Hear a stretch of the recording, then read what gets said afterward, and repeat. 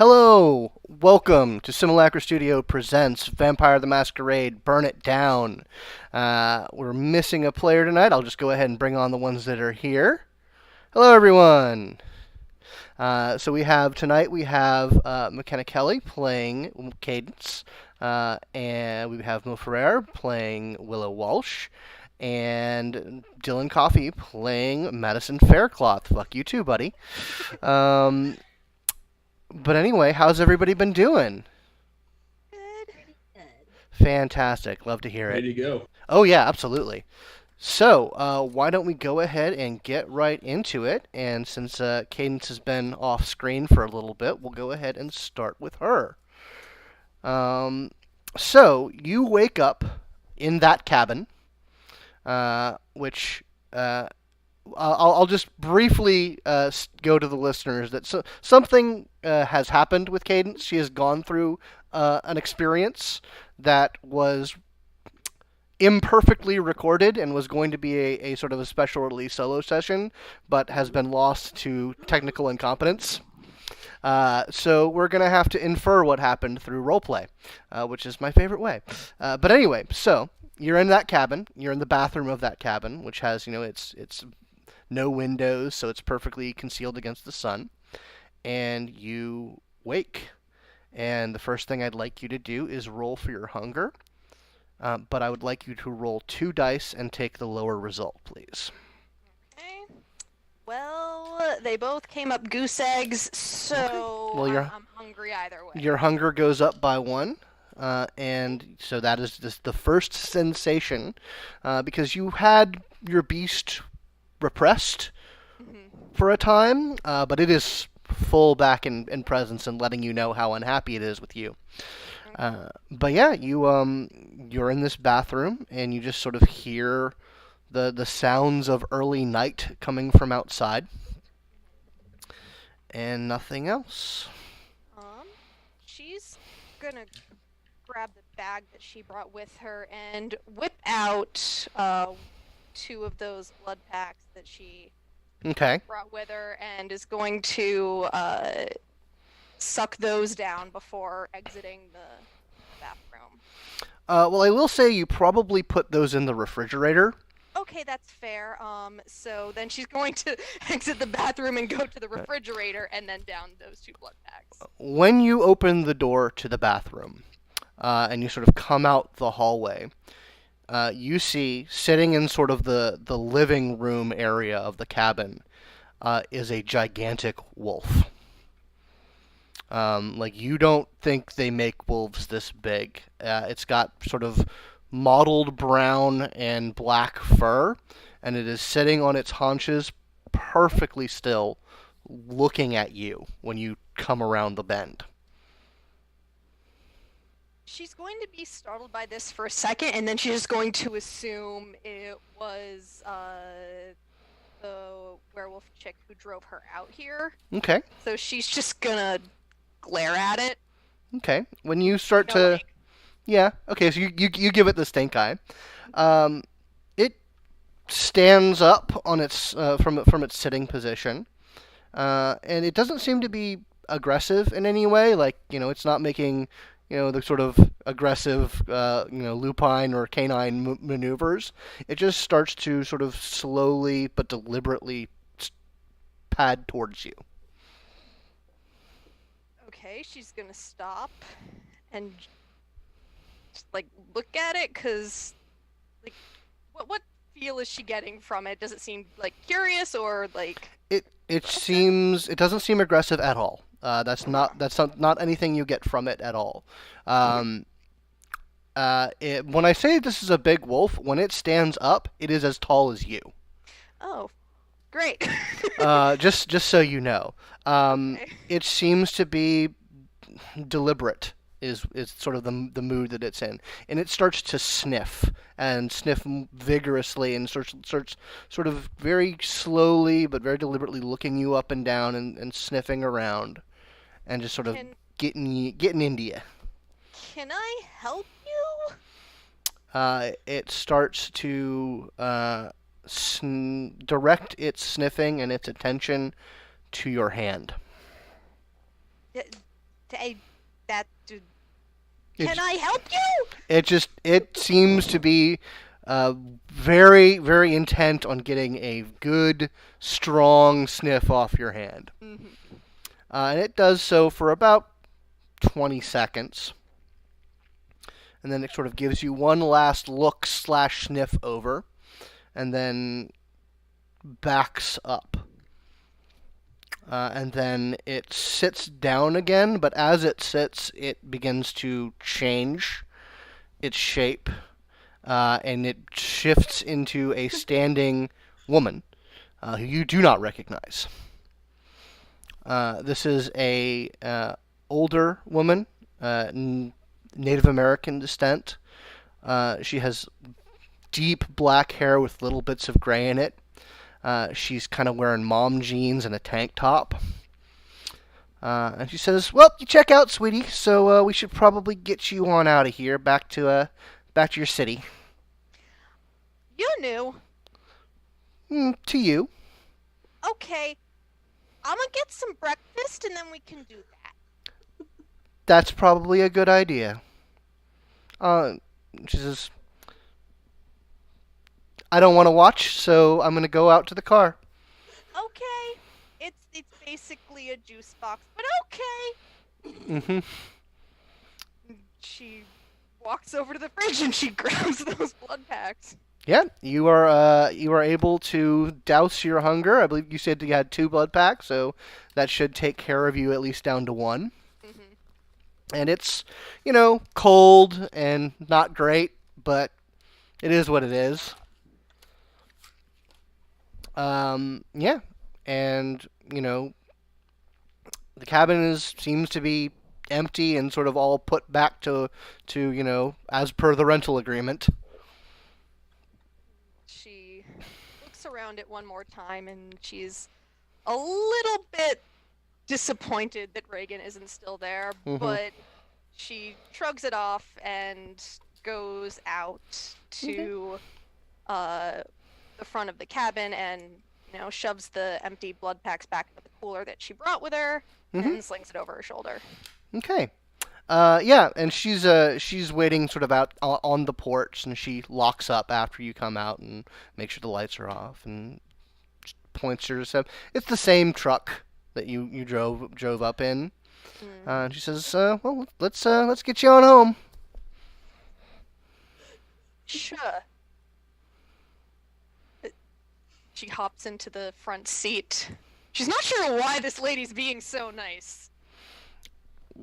I mean, she just is. Not gonna say much and just sort of eye her suspiciously the entire time. Okay. She says, you both get into the car, you start pulling out, and she says, so you poked the bear, didn't you? I suppose that's a phrase, yeah. Yeah, well, okay, yeah, it is.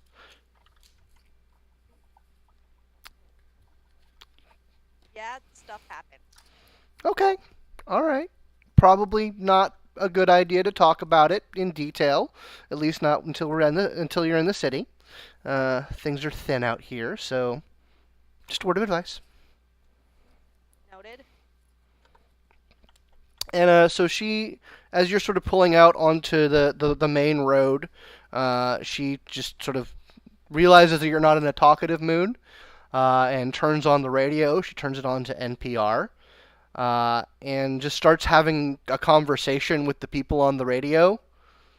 Obviously they're not talking back to her, although that's not a thing that's the thing that could happen, given the world of darkness as it is. But she just seems to be, admonishing and agreeing and laughing and just talking to the people and just having herself a time.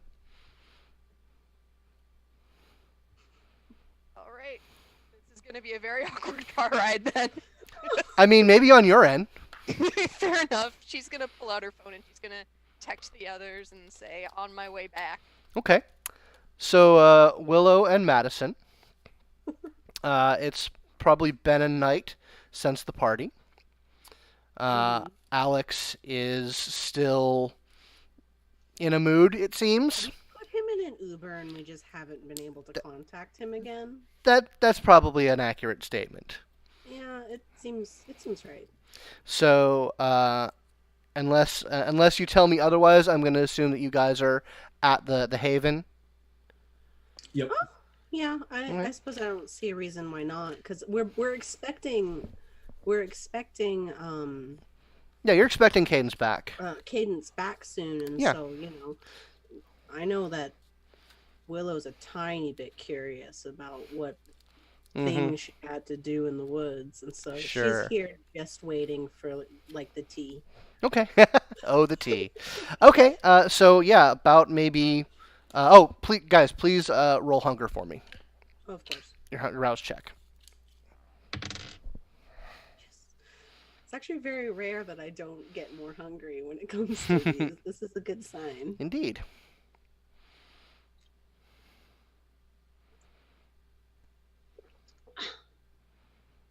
Roll 20 put me at like the very top of my chat log. I'm fine. Okay. Cool.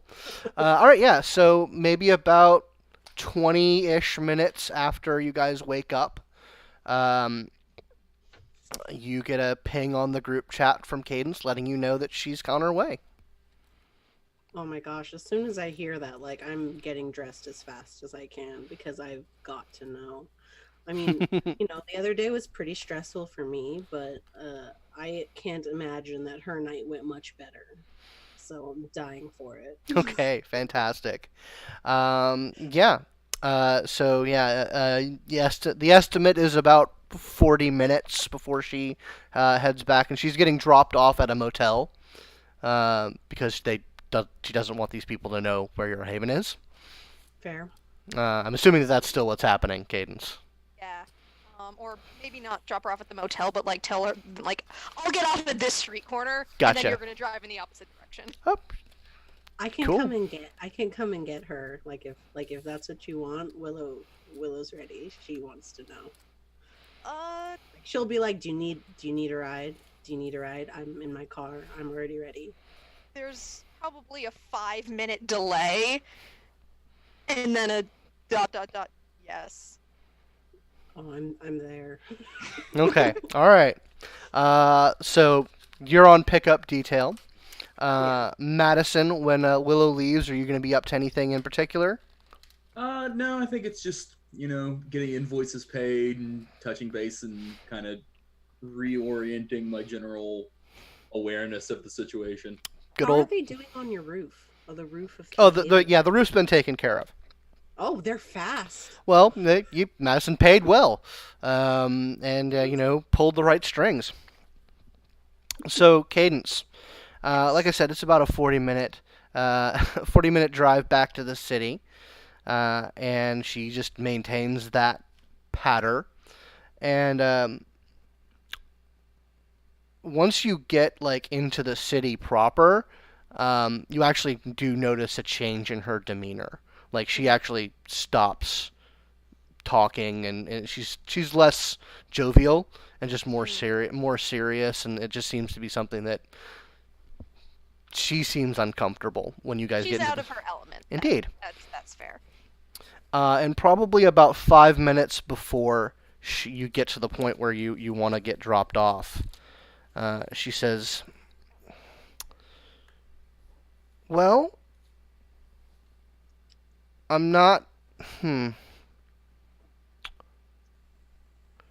not sure what happened out there. The spirits say that something big.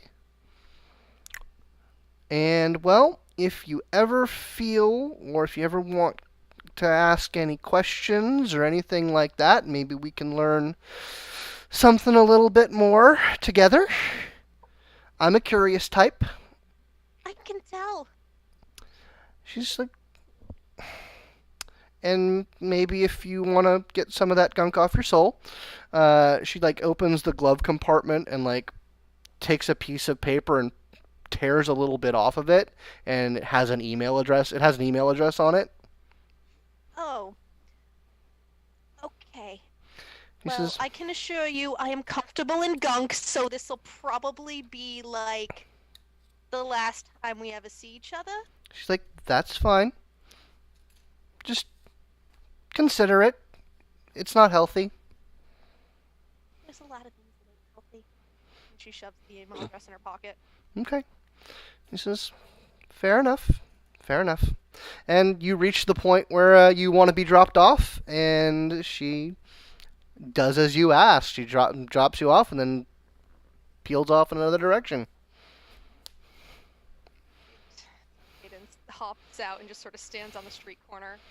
Yeah, and probably about 2 minutes later, you see Willow's car pull around.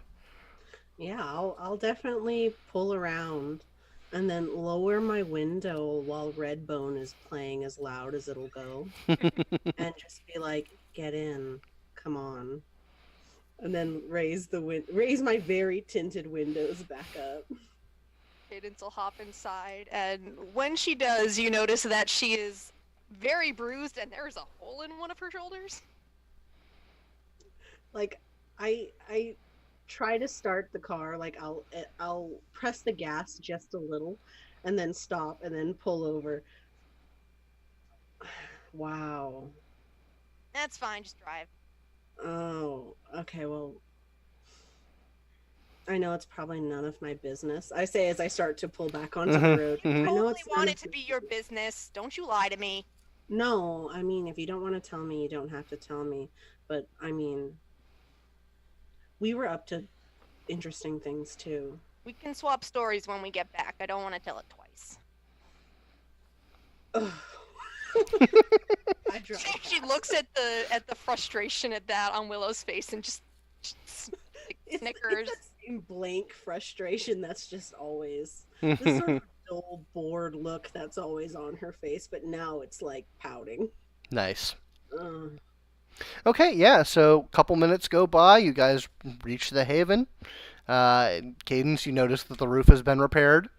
There's still maybe a couple of signs of the construction, a couple, maybe just like one or two things that need to be wrapped up, but from the outside it looks fine. Nice. yeah, these builders down here in Georgia are just so efficient. Yes, most people will do things very efficiently if you pay them above market value. Probably. Also, I'm glad you're not dead. Double dead, Cadence. Yeah, thanks. Okay. Yeah, Wait, tell us. Come on. I've got to Okay. know. What happened to you? All right. You're dirty. Get it. Yeah, she is special filthy. There's a lot of terrible shit all over her clothes. Yeah, when she said she was comfortable in gunk, she was talking on multiple levels. Mm-hmm. So she walks into the Haven and finds a stool or something because she doesn't want to stay in the bean bags. Oh God, please don't. Do you need a change of clothes? I mean, yes, but I feel like if I stay quiet any longer, Willow over here is going to have an aneurysm. I actually might die again. Well, that would not be an acceptable casualty, so I suppose you have to spill it. Yes, please hurry. Okay, alright. So, this is okay, so first off, it's fucking weird. I've done some drugs. I've never done hallucinogens, but I feel like if I did, this is what it would be like. I'll be the judge of that. Oh, okay, I trust that. So, Maybe DMT. Sorry, I have no experience with such things. I just know theoretically. So, all right, serious. So this Reagan girl, she was a foster sister of mine, and I helped her find magic. I guess she can do magic now, apparently. Crazy, right?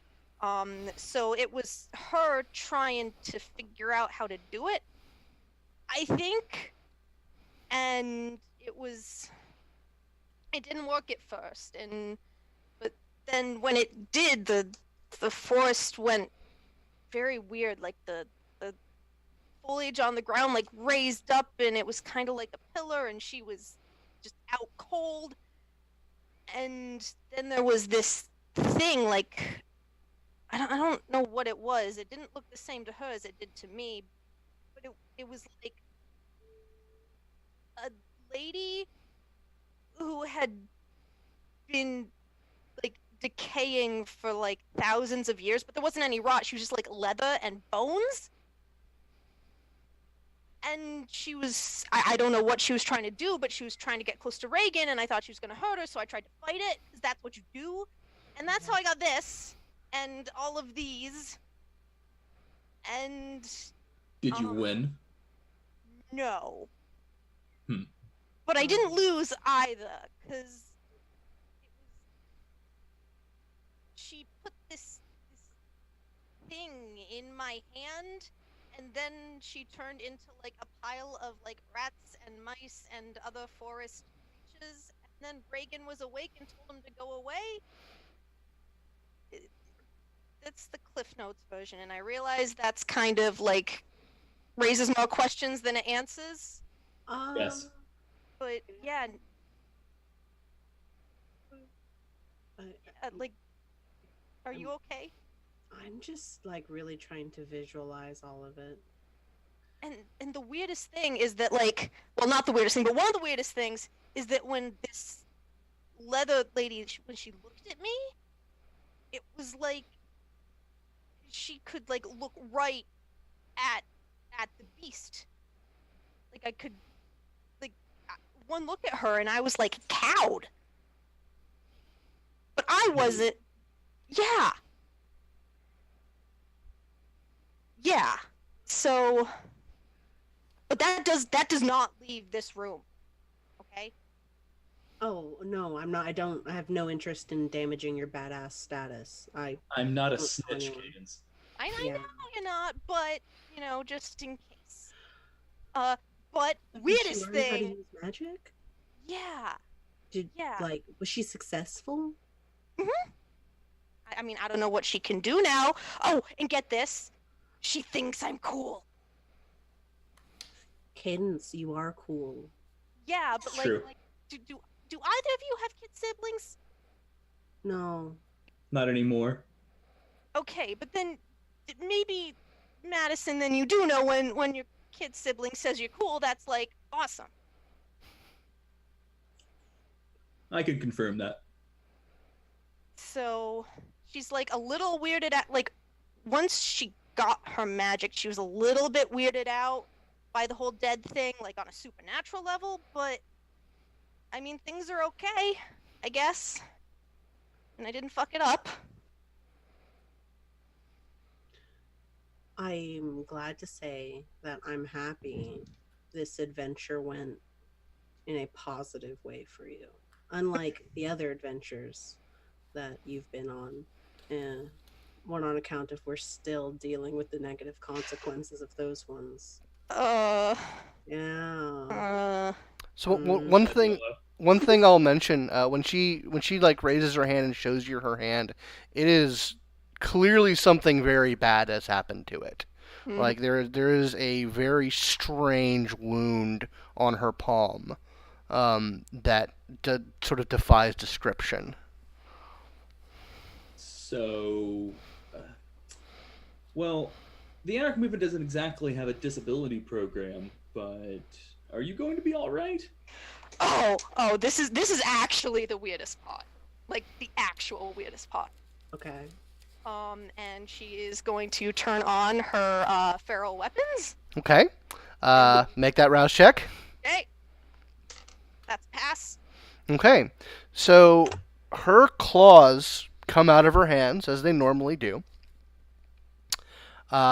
And do you remember if I said it was the left or the right hand? It's right. It's the right hand, yeah. The claws on the left hand look like they always have, but the claws on the right hand are about an inch longer and appear to be made out of iron. And it does not feel okay when you do that. It feels unnatural and strange as the metal pierces through your hands. Not like agonizing, but just that you don't know if you're going to get used to that. That's weird.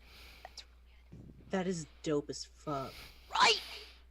I'm going to find you a vampire doctor. Oh. No, you are not, because I'm like half fucking Wolverine right now. That's awesome. It kind of is. I mean, the circumstances by which you got that's like it's bad. Like it's very suspicious, very suspect. I don't approve at all. But that's cool. So, yeah. So aesthetically, you're right. It is fucking dope. But But in a long-term sense, the aesthetics of you something bad happening to you are probably worse. yeah. You're gonna be more Deadpool than Wolverine, is my fear. I mean, aren't we all a little Deadpool anyways? The bad parts, the lasagna face parts. Okay, alright. Well, I mean, I haven't actually tried to heal myself yet, so maybe once I do, it'll go away. I had a lot on my mind. Oh no, it's fine. I'm just worried. Yeah, And Yeah. we weren't very detail specific regarding how hurt you are. I'm gonna say you got about 3 superficial damage on you, just so you know. alright, cool. Well, I mean, yeah, you need to like bathe. You're tracking mud. You're filthy. So after you're clean, I do want more details. But then I also want to tell you about the jacked party we had. Okay. Yep, Just good not news as- and mostly good news actually. awesome. Yeah. Just one thing before I go, because there's one more thing I want to talk about. Yeah. Is Alex around? Because I think this might like. He's having a Malkavian vacation. Okay. All right. Well then I'll have to wait then. I'm gonna go get changed. And Please. okay. Okay, yeah. It's probably a longer shower than you're used to because the filth is deep. Mm-hmm. Are you gonna try and heal yourself any while in the process? Yeah, she should. Okay. 'Cause, like it doesn't really bother her at all. It is Bothers a the other people. it is a rouse check per health level that you wish to try and heal. Okay. And I pass both. Awesome. So while she's in the shower, which, like I said, takes a little bit longer than you might expect, is there anything that you two are doing? Yeah, I want to look at Madison. Like, did you make like tops or tails of that story? I have no fucking idea what the hell she was talking about. If anyone would like to roll an intelligence occult, I don't think I have any. Let me check. Yeah, because zero. that's probably the only thing that's going to make sense of that. What about you, Madison? The first dot in a skill you have none in is 3 points, right? Yeah. All right. I am totally going to purchase the Colt 1. Okay. Being exposed to all this weird fucking stuff. I mean, it's almost like it's a world of supernatural darkness. Can you make checks if you don't have the dot in them? You can. Okay. It certainly flavors the outcome. Fair enough. Yeah, she's what she's describing. Like the only thing that really comes to mind would be a Methuselah, maybe. Like that's the only that's the kind of weird ass power level doesn't no ready explanation that comes to your immediate experience. But that doesn't mean that that's what it is. Like that's the only thing that you have a context that seems to fit that bill. But that it might not be that. If I had to guess, it was some sort of visitation by one of the oldest and most ancient vampires on the known planet, or something else that I'm not familiar with.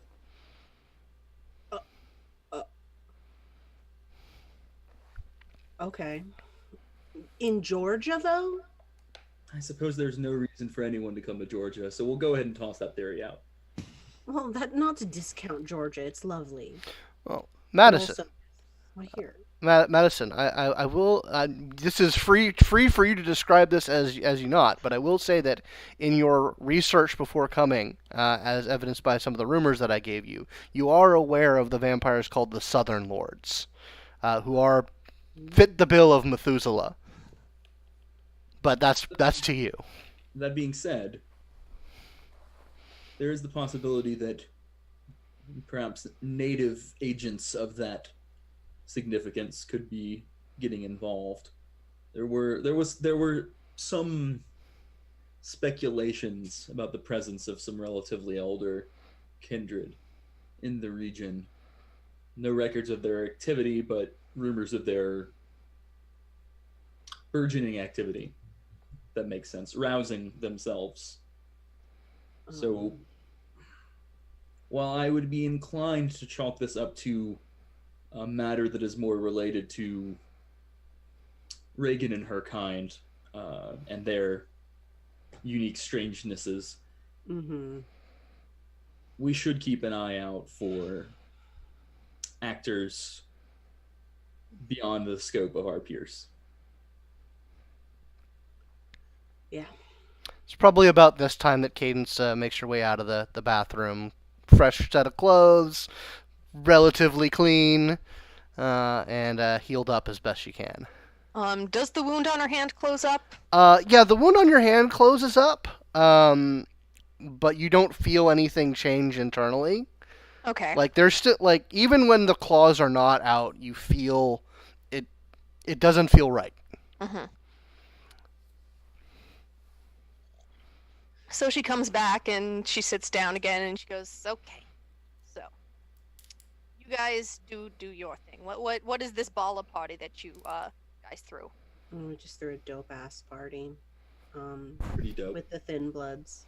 Oh, cool. It was pretty good up until people started showing up that weren't necessarily not invited, I guess. You know Nikki, right, Cadence? I know of him. I never had the pleasure of meeting him. Well, we did. Oh, I'm jealous. Don't be. Okay. He was... He was charming in his own way. I can't deny that. singular. Yeah. Also almost got in a fist fight with Alex. Oh. Yeah. It was just bad timing. Part of the Malkavian vacation thing. Oh yeah, that Malkavian vacation was started mid party, and Shit. yeah, had a lot of. I'm almost happy you weren't there. You probably would have had a lot of choice words about some incidents involving you. Oh yeah. Yeah. Yeah. But despite all that, we were able to secure the alliance that we had been designing, Fantastic. at least in a form.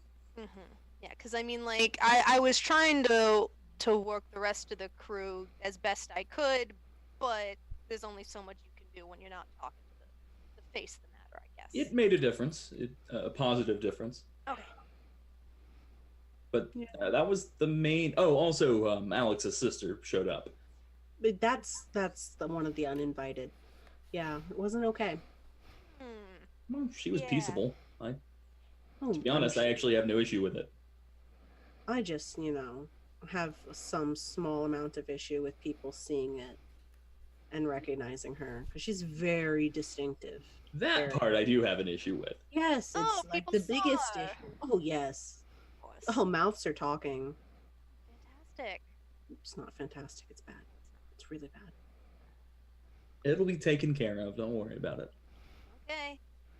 Got an idea of how I can spin it already. Well, I'll trust you on that one. How are you gonna spin it? Because it looks bad. Looks real bad. Right, so we just have to make it look brilliant. Okay. Well, it would be unfortunate if we were being spied upon by a member of the Sabbat, right? Yeah. Okay. But it would look terribly cunning if we were utilizing an existing blood tie between a member of our coterie to place our own agent within the Sabbat. Oh, yeah, that's good. And we gained enough intelligence during our little tete-a-tete that I can likely fabricate and redirect what we picked up into enough to make it seem feasible that we're somehow getting information from her. And then we look like geniuses. I mean, we sort of are, kind of. Not about the spot itself, but she's helped. She did, literally help us save Sister Lynn's existence. Without her, Sister Lynn would be dead. Yeah. No, I totally agree. I mean, she might as well be dead now, seeing as how we don't know where she went. Yeah, I'm a but little worried about that too. Yeah, it's You know- almost like it was a bad idea to not secure her, like thinking back on it. Like we we really all should had a have done something really about long that. night. I mean, just yeah. would have felt a little weird about securing someone who we just rescued from being, a captive. She wasn't a captive, she was asleep. It's different. Yeah? They had a tap in her elbow, Willow. I mean, what? I'm Yeah, just saying. It's a yeah, it's a shitty situation all around. But Yeah. there's nothing we can really do about it now except keep our eyes peeled for her. I was going to say, actually, Cadence, if you can see if any of your normal colleagues, acquaintances have seen hide or hair of her, I I would like to try to track her back down. I can definitely put the word out. Yeah. So hey, speaking of Alex's sister and the weird help that she gives, this is kind of why I wanted Alex here. But so that picture that she drew with you and the weird stag guy and whatnot. Right, the one that we saved Sister Lynn with. Yeah, so I had a dream yesterday with a stag, and it kind of gored me. And I haven't had a fucking dream since I think I was still breathing, so you can understand why I think this is kind of important. I guess that goes along with what Alex was talking about the stag god destroying the world or whatever. So, is this something we need to be concerned about? I think... Yes. Unfortunately.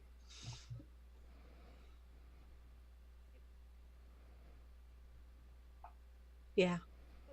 So, what are we supposed to do about it? We have a weird picture and a weird dream and a Malkavian being a Malkavian.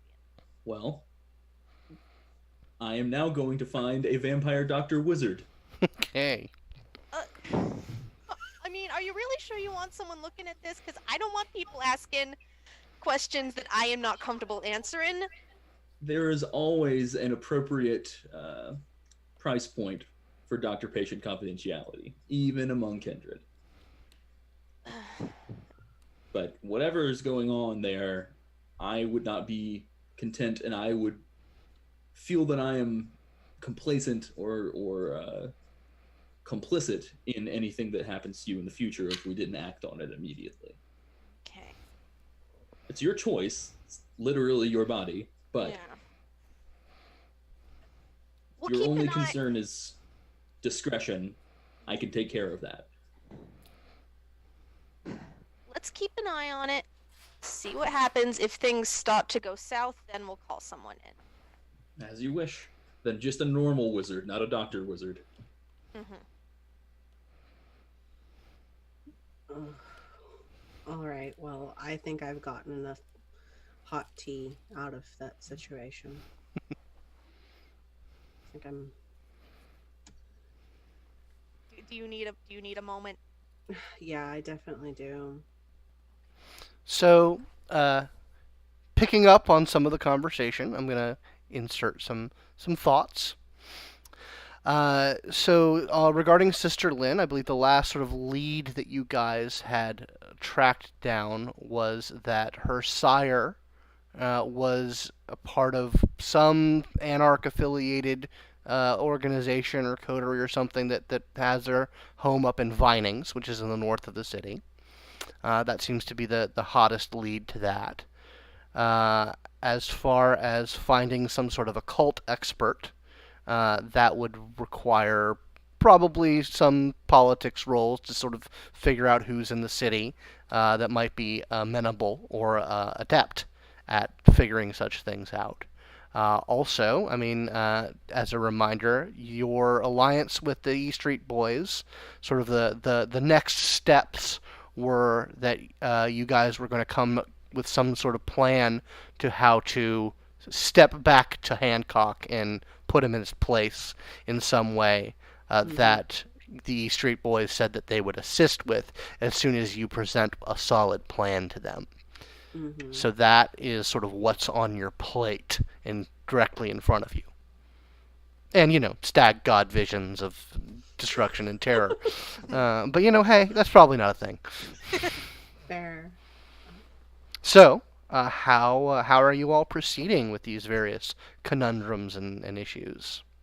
Well, first I have to ask if the other two would enlighten Cadence as to the conditions of the alliance, because that was not specifically mentioned in our role plays. Sure. Yeah. Yeah, I mean, I'm not concealing it. I just forgot to mention it during the scene. That's fair. I had an idea last time, which was, I think it was that we were going to try to... I think we were going to try to embarrass him in the Camarilla, like that was the plan. I think I also recalled, trying to find out where his haven is. Yeah, that's what it was. Mm-hmm. So, I mean, those are two, possibly one, we can combine them, routes. But I think we definitely want to drive home the, you can't just fuck with our haven with impunity. We can find yours too, buddy. Kind of equality, equitable relationship. Well, Cadence also has some ideas, and she's had some ideas since the car dropped through the roof. So. All right, well, let's fucking hear it. And surprisingly, they don't involve violence. Oh my. Let's hear it. So, I make money. I do check fraud. I do, bank fraud and all that fun stuff. I can fake a pretty damn good check. Okay. So, here's the thing. I don't think I can, take Mr. Sheriff dude on my own. Obviously, I cannot. But I can, I think, maybe outsmart him on this point. Because, all right, if I can get his bank account information or whatever account information he uses, whatever face he has, I'm pretty confident I can get that money either to some place that will really embarrass him, or put money into it from a place that will really embarrass him. Okay. Drop a tip somewhere that he's maybe taken bribes, He definitely. or maybe financing something that he shouldn't be. That's And with some, the thing with check fraud is that if you do it right, people aren't going to notice until the next statement. Especially if you're doing if the fake check is being deposited instead of withdrawn, because the bank's not going to notice that until it comes back bad. But it's not going to come back bad because the money exists, and if you make multiple deposits in small enough amounts, then the person who owns the account likely won't notice. Although that would be super embarrassing, I also am a little hesitant to get I don't know, mortal banks and investigations into him stealing or having money put into his account. Are you kind of picking up what I'm putting down in regards to not being big enough to have anyone look into it, especially when it comes to banks and money? And so, although that would be great, that is the only thing I'd worry about. What about you, Madison? What are you thinking? I like the idea of using existing talents, existing networks of influence. I do think, however, that I agree with Willow. I'm concerned what the consequences would be for the unwitting pawns on the board in that situation. Not from us, or even from mortal authorities, but from the psychotic motherfucker we're dealing with, who killed an innocent young boy and sent him catapulting through our roof. That is, I'm afraid of the bloodbath that could occur. Okay. Mm-hmm. Yeah. And if this is your livelihood, Cadence, I wouldn't want that threatened. either from a logistical standpoint or from an ethical standpoint, people you care about. Right.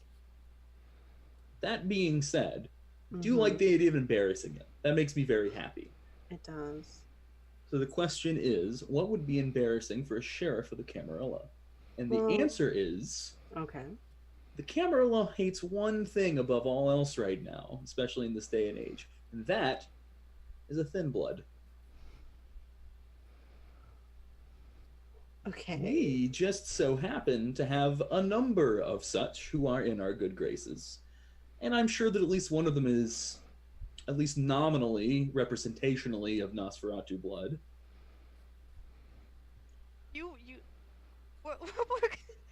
We're gonna start a paternity suit.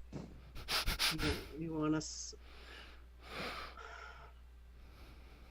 Well, see, he can't admit why he came into our territory uninvited on that evening, after all. That would require him making clear the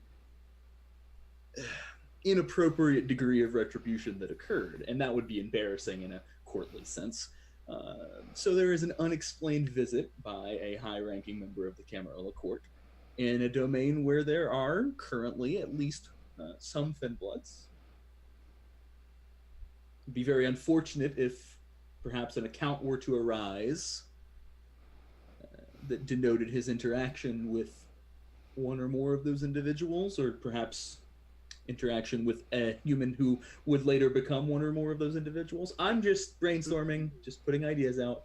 So for that, I also like that. That would also be very humiliating. However, now I'm not an expert on thin bloods. Do we know how potent the man is? Thing is, we don't know anything about him, and now I like to imagine him very different from my cousins in the blood. But in order to really embarrass someone, you have to know something about them. So maybe this plan should wait until we know more about him. We do need to get a move on, though. Nikki is expecting a quick turnaround on this. So, why don't we agree to put 2 nights into information gathering, and after that we make a decision on the plan. Does that sound fair? That sounds like it might be doable. All right. Well, then let's all do our best, team, to make this man's life a living hell. Oh, you don't have to ask me twice. Okay, so information gathering. The quick and dirty way would be, of course, some form of intelligence politics role. I don't know how you're going to pull that off to sort of get what's known about him publicly.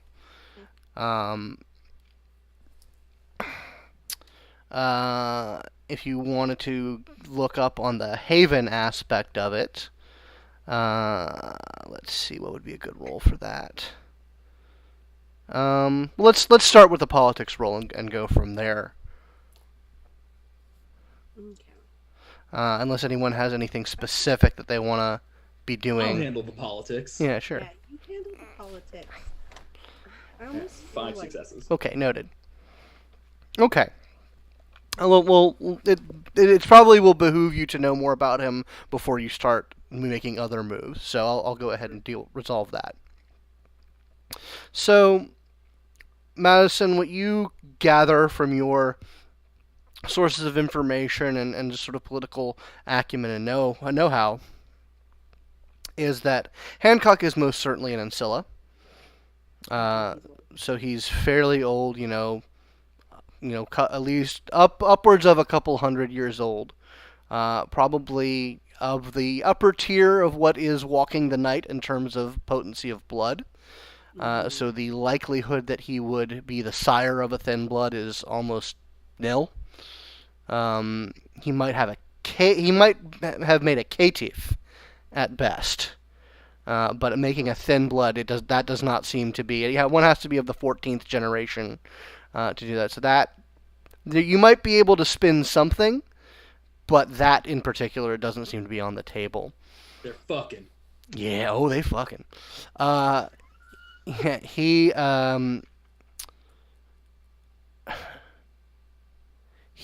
is originally from sort of Beltway, Virginia, D.C. area. Mm-hmm. And when the kingdom of I'm trying to think of what that NPC's name is. The Lasombra, who was pretending to be a Ventrue for a long time. Oh, I know who you're talking Yeah, about. yeah. When that guy basically declared himself an independent kingdom.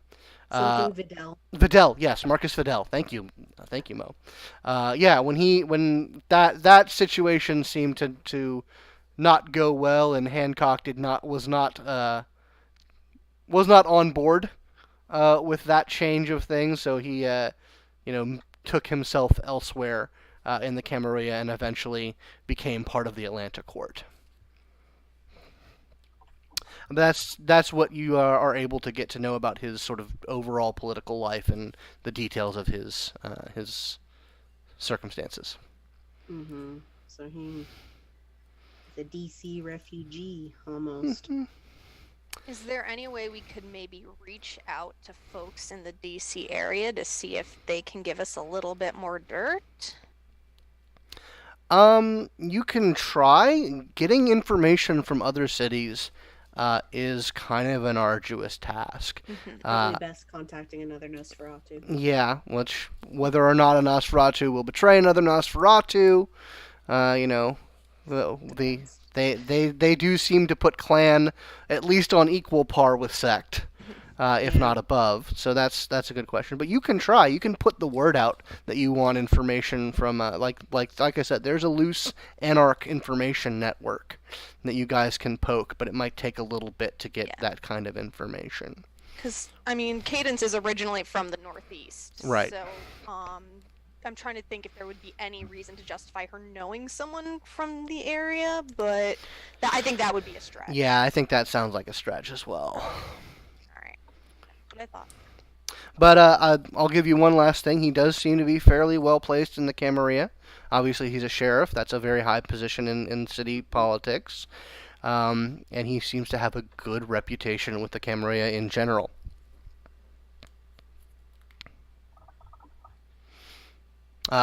He has a reputation for being incredibly well informed and well knowledgeable, but Nosferatu, so that is.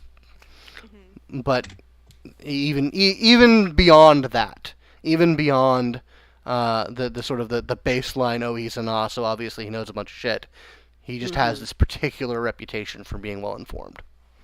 We could try to undermine that specific reputation. Ooh, like make it seem like he was wrong about something? Yeah, just contrive a situation that he has fucked up. Or engineer a situation that he can fuck up. That's... that's a great idea too, Cadence. Shut up.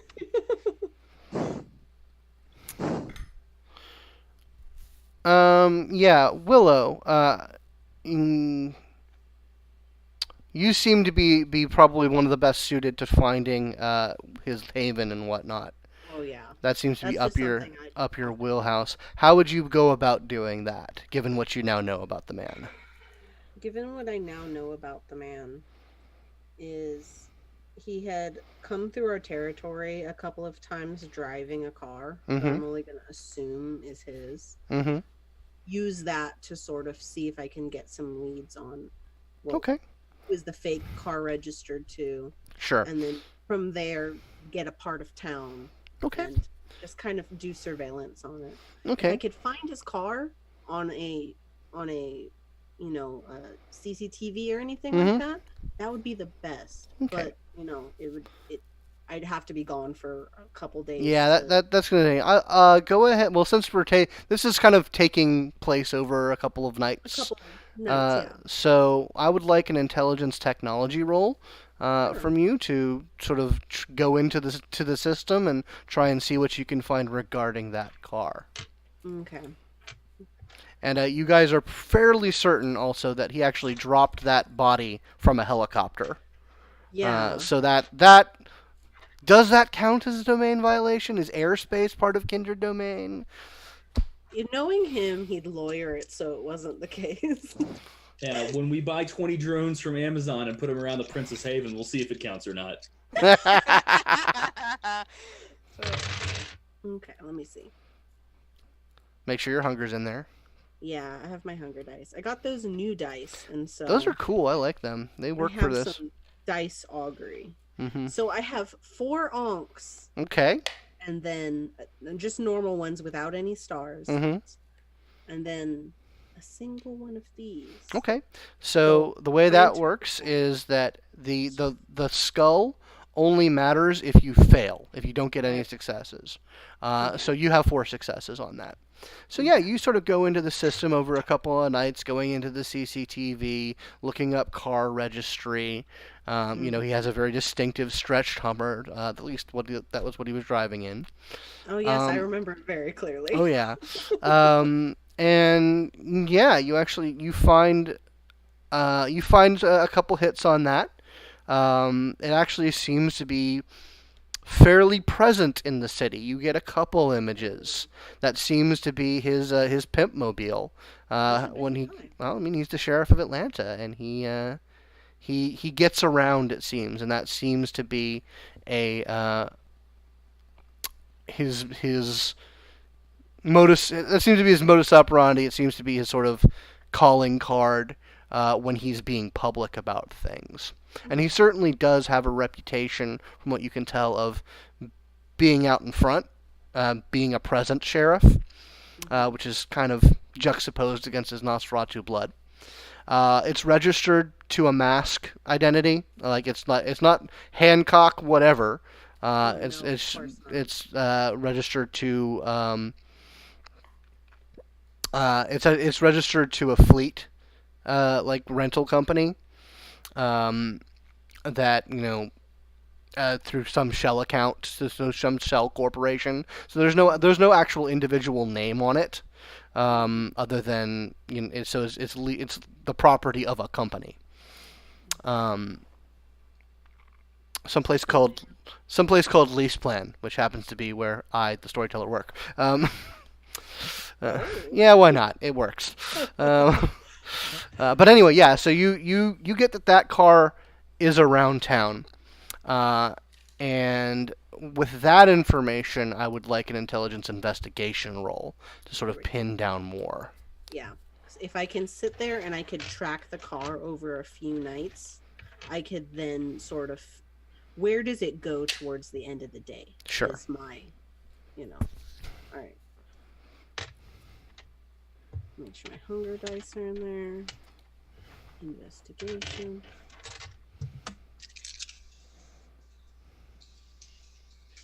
Nobody hears from Willow for like a week. Okay, let me see. So I got 110. Okay. Onk with 2 stars. Mm-hmm. A normal onk. And then a red onk. A red onk? Okay, so that's 3 successes. Yeah, so basically the next night, you spend time sort of collating through that information, connecting dots and whatnot, and you definitely get that it seems to be based out of downtown, the downtown neighborhood, which is sort of the heart of Camarilla territory. Yeah. And it seems to be, you're not exactly sure where, but there is sort of a cluster of in downtown Atlanta. There's a cluster of big hotels and a convention center that seems to be where that car is the most often. Anyone watching who knows anything about Atlanta, I've just described the location of Dragon Con and a number of other conventions. So if you know that, you know what I'm talking about. Okay. Downtown.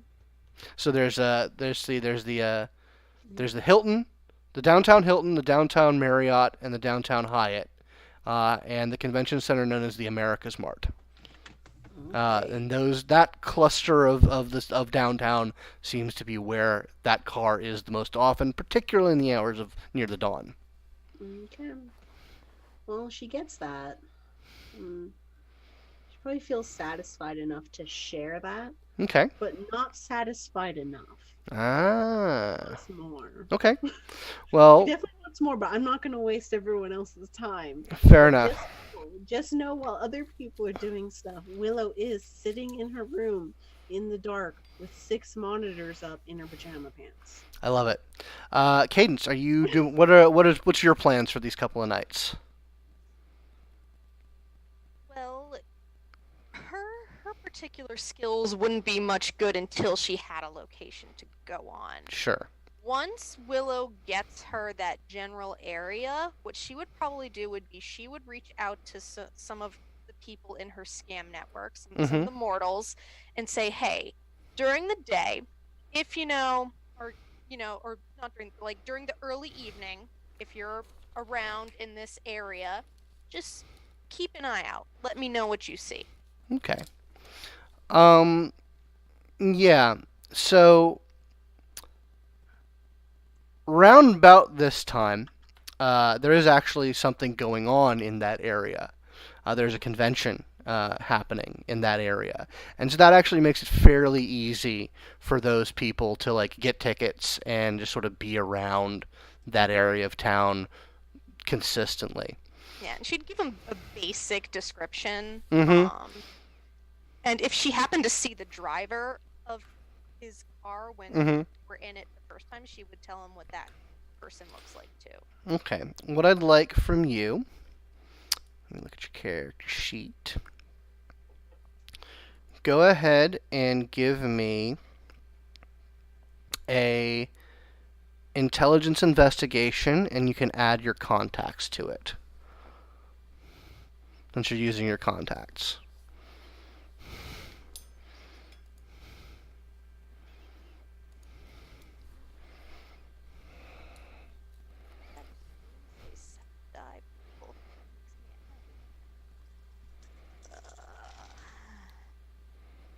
And that gives me 3.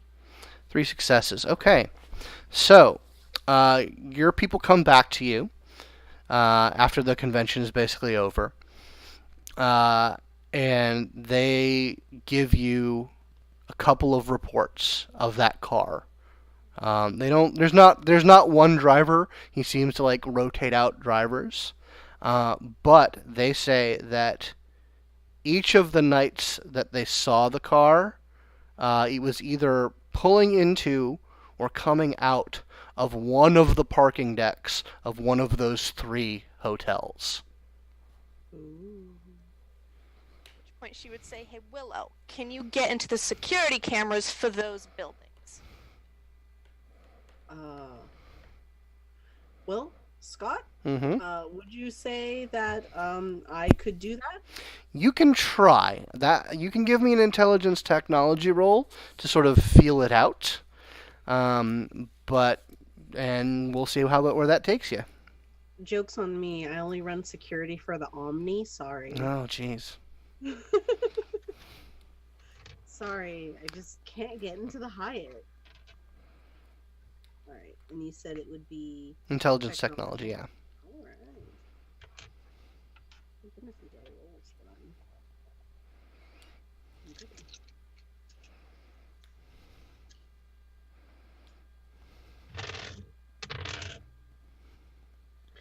Alright, based on last time, a critical and then 2 more, so 4.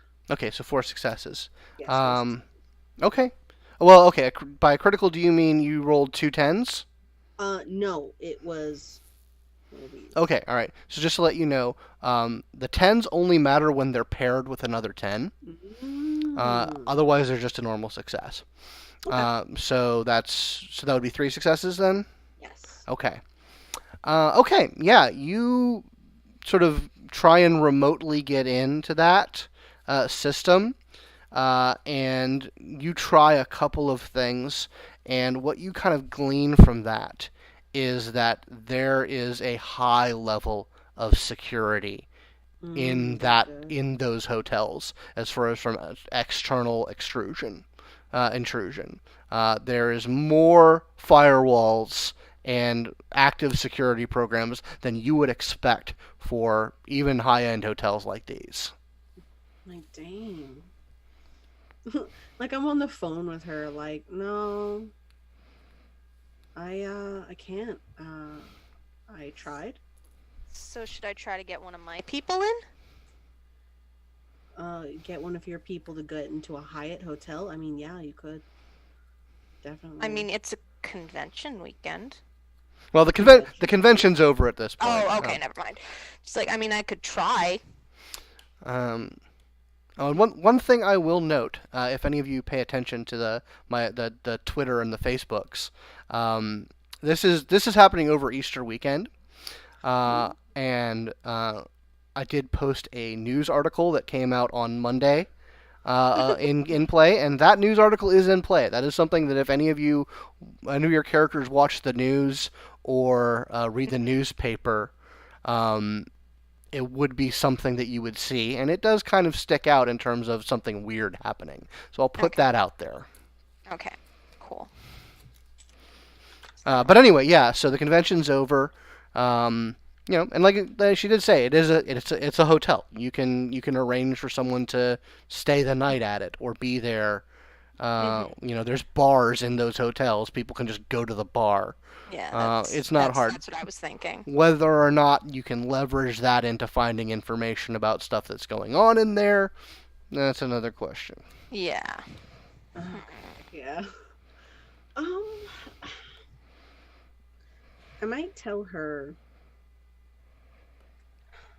I say to Cadence, if what you can do for me that I would appreciate very much is if you do send someone there, like, can you make them like look like they're staying at a Hyatt? Like they don't like look. I suppose I can tell, give them some extra cash to like buy a fancy. Because if not, honestly, I'll go. I'll pay the $1,000. Yeah, that's scam territory, and if you're caught there, that's bad news for us. I'll pay my money. He paid his, I'm sure. But like, I just figure if we send some mortals in there that they don't know have ties to us, then they're not gonna question them being there. Whereas if anyone saw you there, they would question it. How's this? Send them in first. Mm-hmm. Send them in first, and then I'll go in second. Once we know which hotel. Unless he stays in multiple, which if he's smart, he does. Something I will note that your people found out is that those hotels those three hotels in particular are interconnected in ways. Like there are sky bridges and other ways of getting from hotel to hotel all throughout. Mm-hmm. Okay. All right. Yeah, I can. Trying to think. Would you want me to try to put any of your gear there? Like maybe a bug or a little camera or something in. That's actually a really good idea. I just worry. So when I did try to get in, so most hotel security is pretty good. Mm-hmm. Like if you consider, how much is at stake when it comes to people, sleeping in your establishment, anything could happen. Security tends to be pretty high in general. This is very high. Like stupidly high. Like Bellagio high. Which is why I asked if you wanted me to sneak some of your gear inside there so you would already have the end. Which is why I think they'd see you do it. Madison, are you up to anything in particular while they're looking into this angle? I think mostly I'm waiting for them to come back with their info while I'm just kind of doing my thing of chatting up other anarchs and just generally constructing, Plot. the chessboard. Gotcha. Okay, so Figuring out where everything is. you're on social butterfly note, and I'm assuming that you guys are passing information to him Yeah, as for you sure. get it. Oh, Yeah. of course. Okay, noted. Is there any particular aim to your maneuverings other than just general reputation building? For me right now, the primary thing is, as Willow pointed out, we need to know the score. Mhm. So he's trying to basically fill out his profile of the Camarilla, who in the Camarilla has which domains. Okay. You know, who doesn't like Trust him? this talk. Who can we play off of already thinking he's an asshole? Who would happily take even the most fucking shitty half fabricated excuse to make him look like a dickhead in front of the court, right? Like, Sure. just those sorts of things. So I'd like an intelligence politics roll from you regarding that, but please subtract your Camarilla infamy from it. Yay, flaws.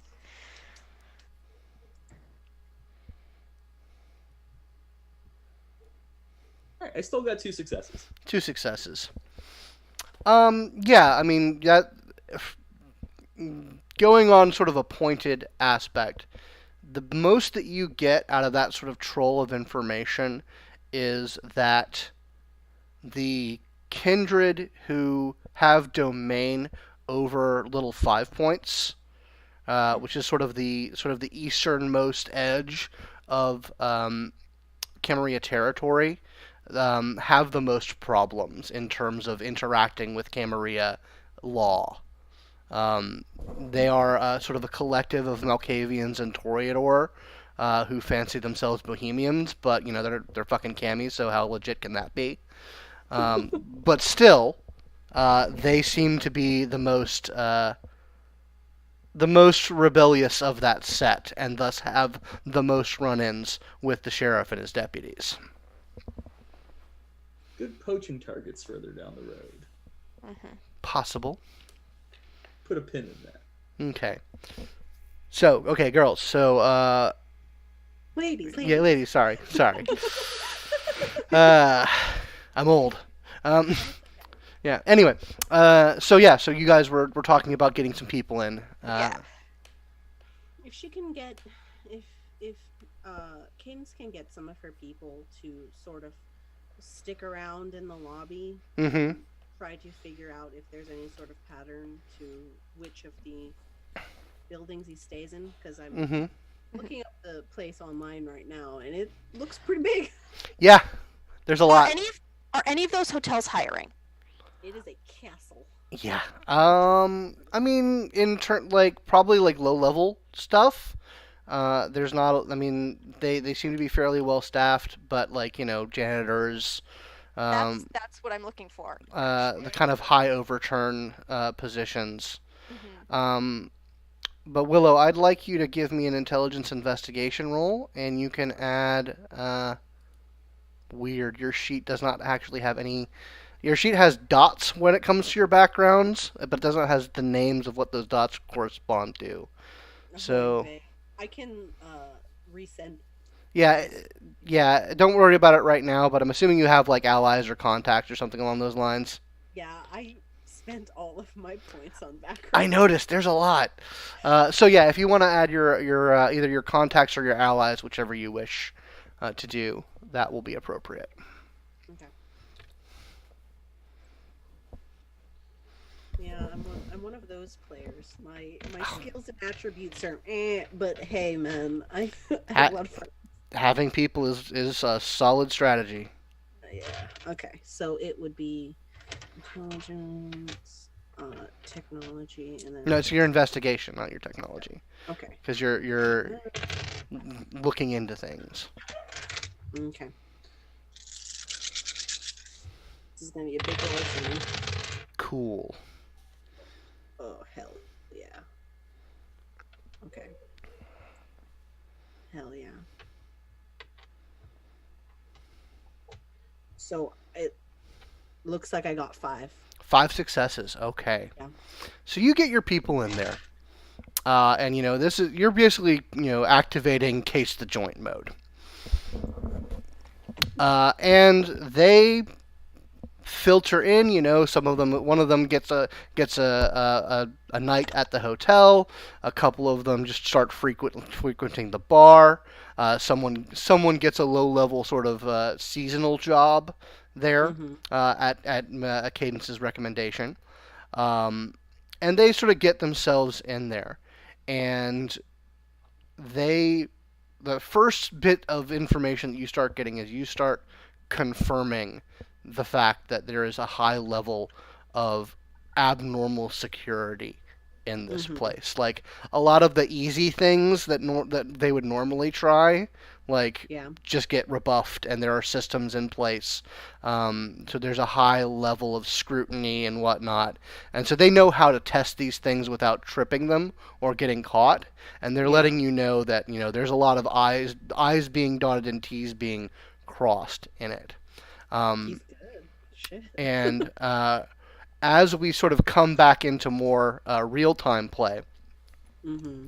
the last bit of information that you get is that some sort of incident has happened earlier this evening.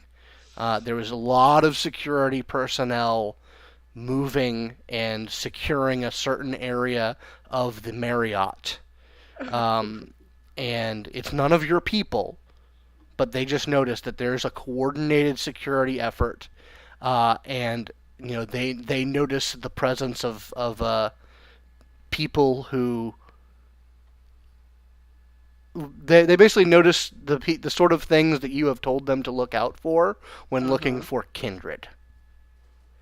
Oh, Whether or not you told them that that's what they're looking for, I don't know how much your people know.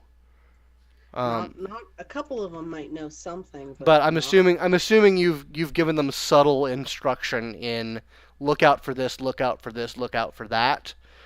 To that basically they might not know what it is that they're looking at, but when it gets back to you, you understand what it means, Shit. and they let you. And those red flags start coming off. So earlier that evening. So does it appear as if that sort of anti-kindred mm, techniques and stuff is it being utilized by the hotel staff, or does it seem like it's an external thing, like like feds? No. This seems to be. I mean, since you yourself, like, none of you have gone into this place, Yeah. um, you think you're not certain whether they're on the lookout for kindred because no kindred are there. But this is what your people have been seeing.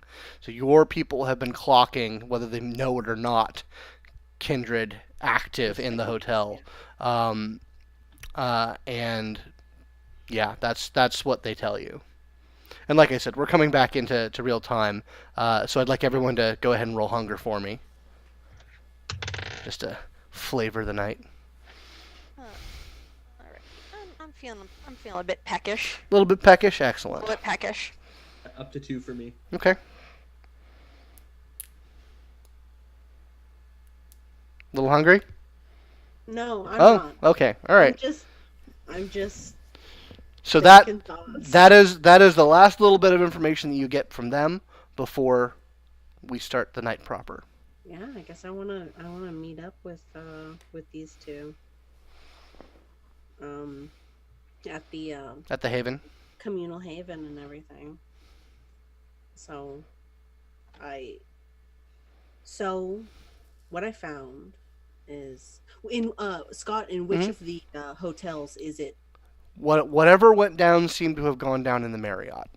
In the Marquee? Yeah, the Marriott Marquis, which I promise you've seen, by the way. All of you have seen this hotel. It is used for many movies. Oh, Yeah. I promise you've seen this hotel. I'm looking at the Peachtree Parlor Suite, which Oh, I yeah. will be buying this evening. Okay, And, okay. Yeah. So I come in and I kind of express my search Mm-hmm. So the reason you guys haven't been able to contact me is because She's been in intensive mode. I have been just in it. And I know which hotel seems to have surveillance for people like us. And so that leads me to believe that's where he's at. Well, to be clarified, Or that presence is all throughout those 3 hotels. it's all there, but Something the happened. Marquee. Something happened tonight in the Marquee. Something's going on in the Marquee in particular.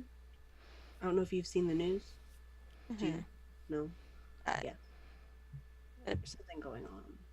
There's nothing in the news about anything like that. Not? There's. Interesting. It's just from my feed. It's just from your people. So there's something definitely going on. And so my intention is I'm going to go say hi to him. Is that a good idea?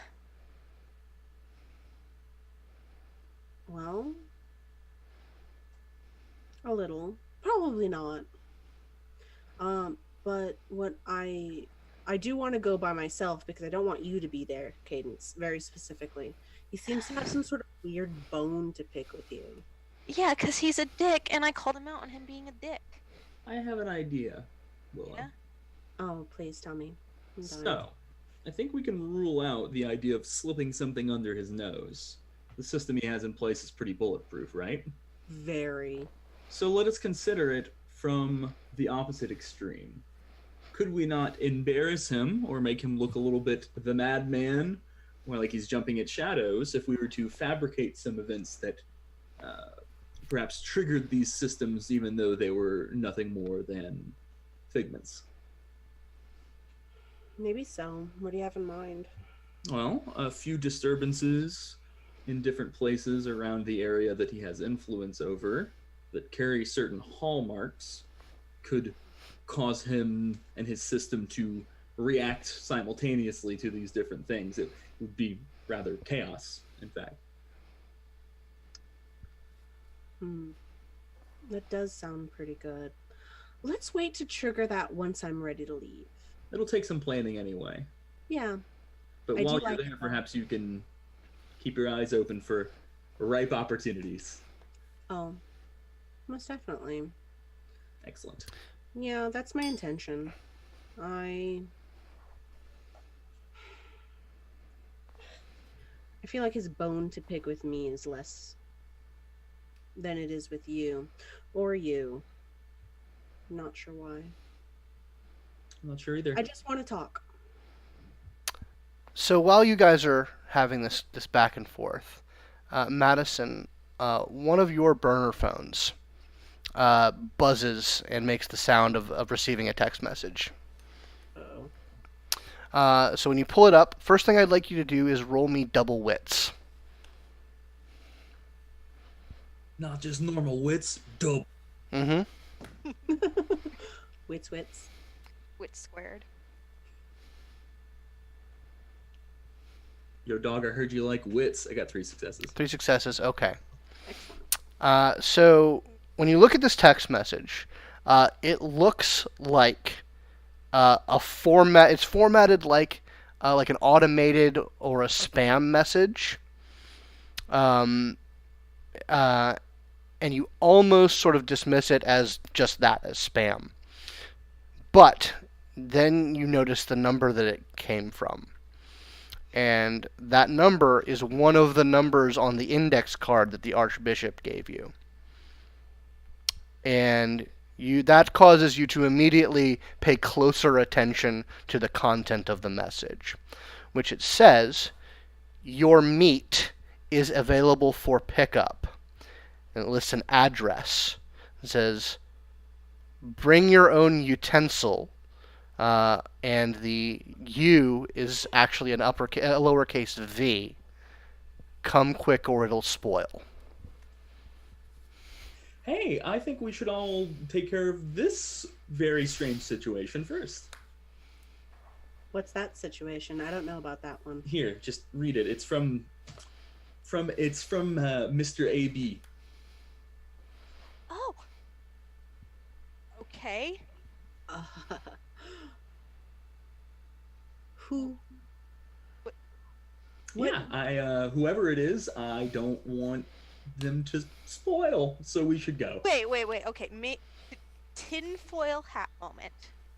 Something goes down at the sheriff's hotel. We get this weird text message.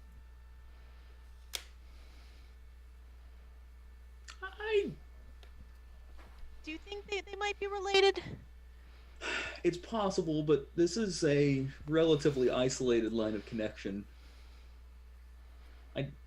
As much as I never rule anything out, I find it hard to believe that a ranking member of the Camarilla will be bestest buddies with the person who sent this message. No, of course not. What I'm saying is that might be the meat that's available for pickup.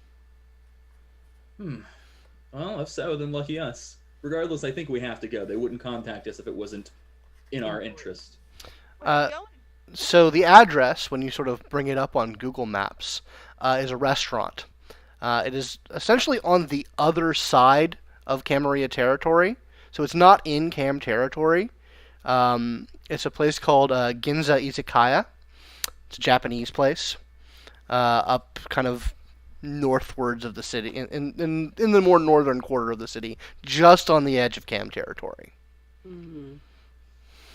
I'll call us a ride. Unless you have a bird. Actually, Willow, maybe you should drive since you're going to go up that part of town anyway. Do you just like want me to drop you off near there so you can investigate that? Yeah, let's do that. I'm booking a suite and it's non-refundable at this point. Oh, of course. I wouldn't want you to waste that. Oh, No, that'll work. I don't intend to. Yeah, I'll drop you off on my way there.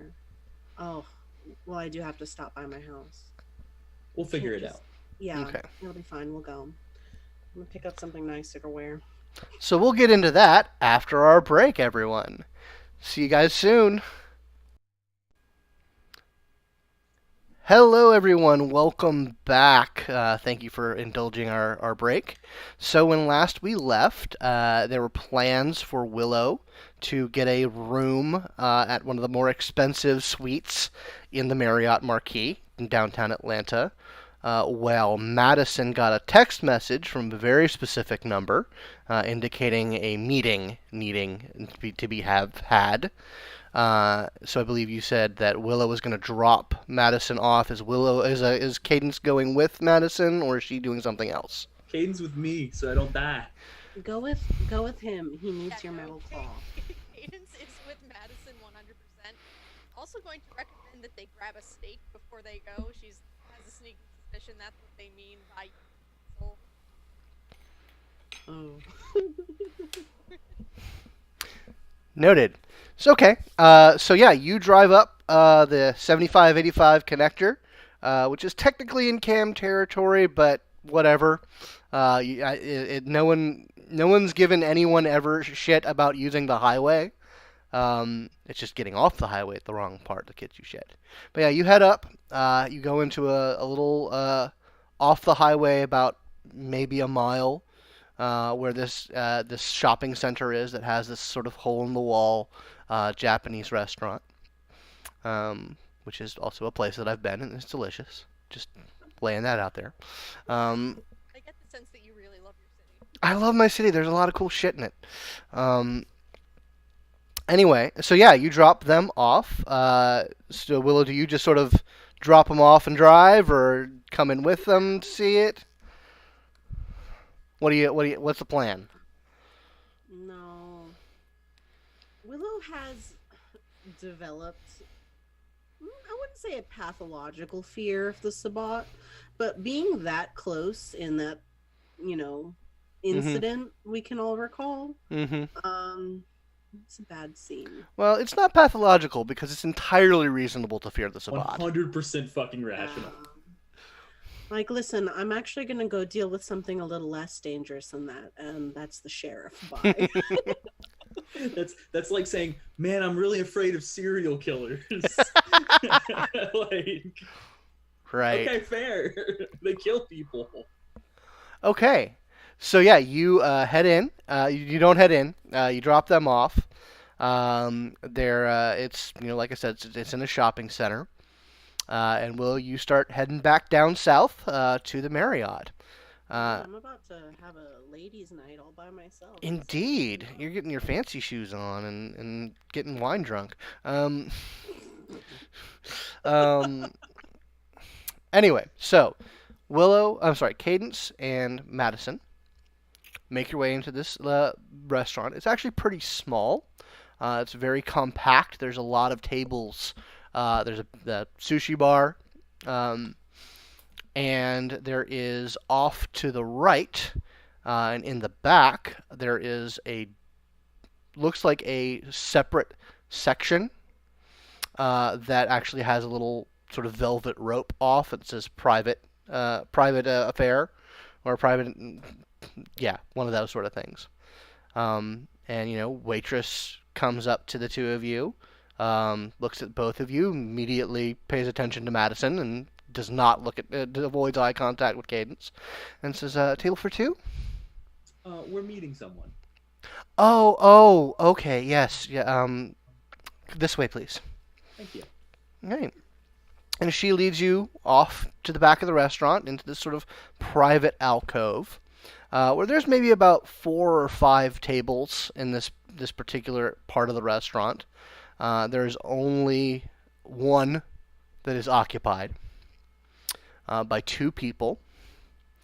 One is an older gentleman who is sort of sitting with his back to the his back is to the wall, and he seems to be not entirely there.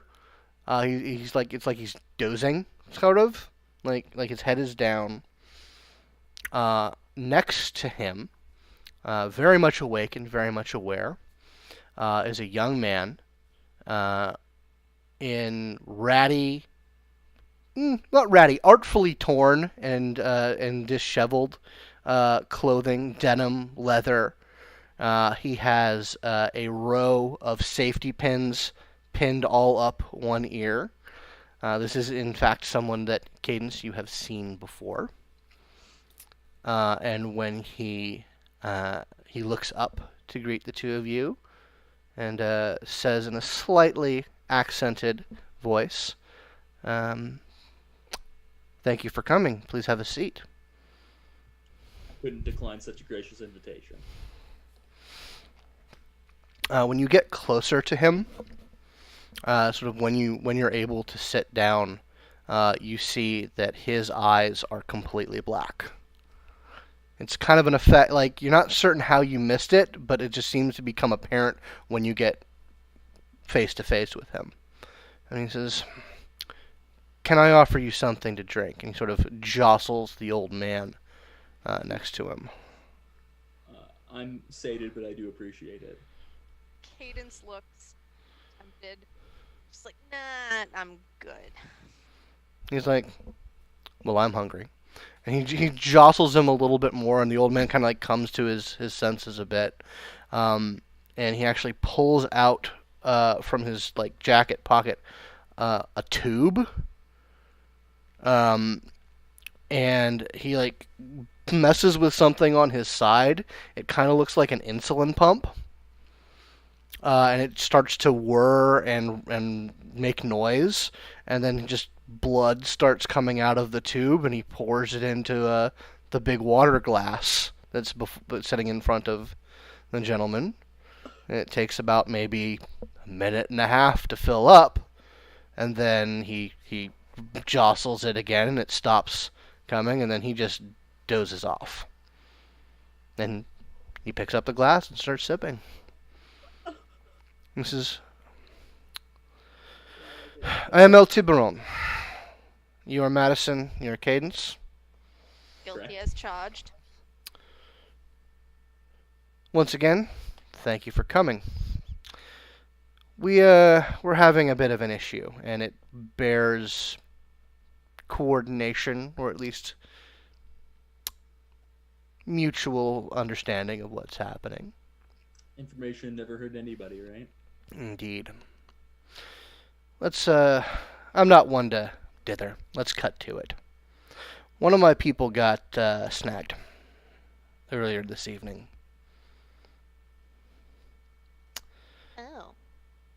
And before we get too maudlin about it, let me tell you why you care about it. This person was the only other person, other than me, in my pack, that knows about the arrangement between us. So it behooves you to be attentive to this situation and perhaps work together to resolve it with due haste. That is an astute observation. I'm curious about the circumstances of the capture. Well, they were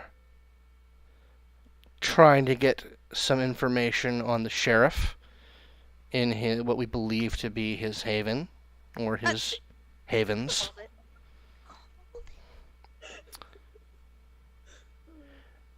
And it seems that they were not as good or as lucky as we may have hoped. Now, my person, my priest, can hold out for a very long time.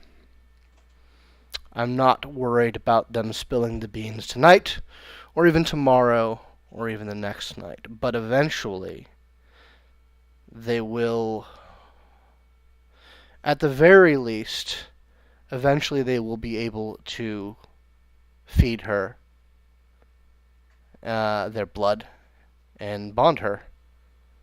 And then all bets are off. Not something I would wish on anyone, even my enemy. Indeed. Terrible fate. Fucking Camarilla likes to use that sort of shit. So, what do you know about his setup? Well, he's an asshole, but I think you already knew that. Camarilla, so yeah. He's, let's say that he excels even in his peerage in terms of being a particularly terrible person. Beyond that, however, we, funny enough, have our own grievances with the man currently. We have an ongoing investigation into his assets, his influences, and things like that. The information we have so far is incomplete. Therefore, I'm reluctant to provide it to you in the possibility that it is missing a key element. I understand. However, what I can tell you is this. As we continue to conduct the operation, we will place a higher than normal priority on information regarding your comrade. And I see. if we discover anything pertaining to her, we will either take action ourselves to provide an opportunity for her escape by her own hands, or we'll forward it to you through the appropriate mechanisms as soon as possible. That is very good to hear. I noticed that Alex is not with you.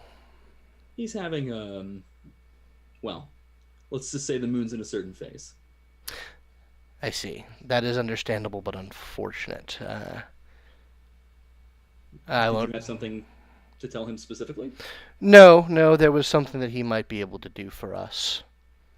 I mentioned that the person is our priest, and there is a ritual that we perform fairly often that keeps us strong, keeps us free of any bonds of blood, I see. and we are without our priest. And I am led to understand that he has been made capable of performing that ritual. He's a very talented person. I can, whenever the moon is in a better face, I will see about getting him in contact with you if we have not already resolved the problem by then, which it is my hope we'll be able to. Speaking of the moon, there is a bit of information that I'm willing to give you that might help this situation. Have you perhaps noticed that Sheriff Hancock is exceptionally well informed about things. He does have a reputation that outstrips even other members of his clan. There's a reason for that. Like I say, we've been looking into him. He's certainly one of our targets.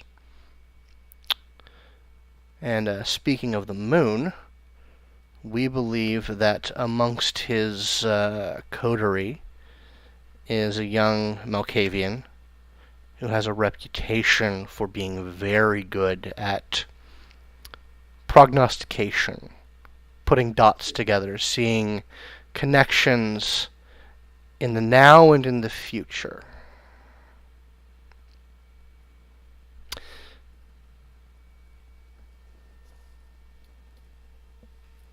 That is one of the links that we've been thinking about taking out.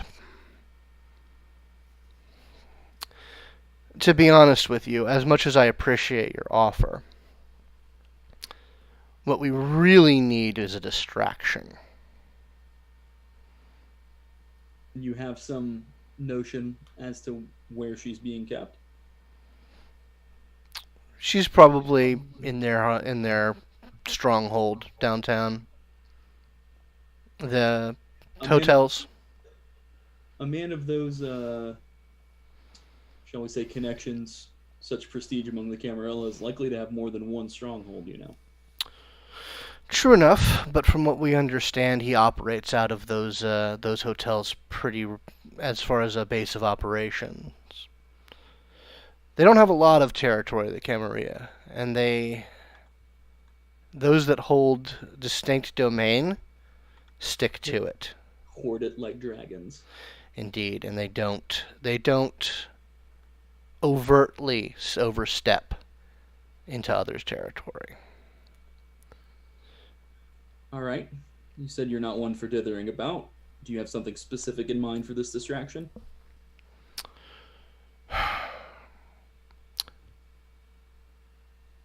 So this Malkavian, they're well under his thumb, from what we can tell.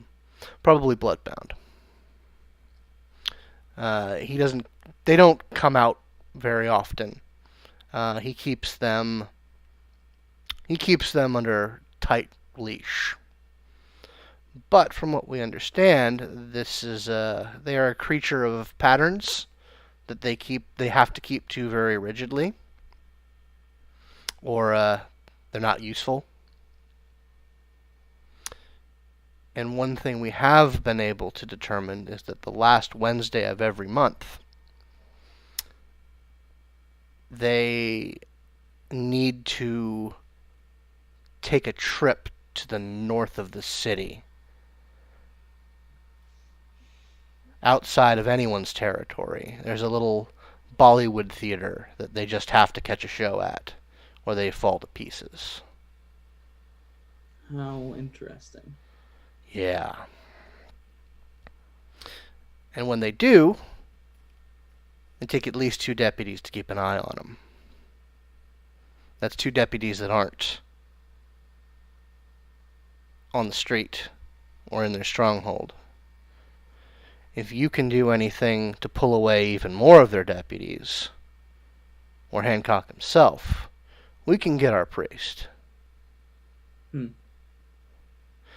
And who knows, you might be able to do something about that Malkavian. I'm already bursting with ideas. This has been a most productive meeting, I have Indeed. to say.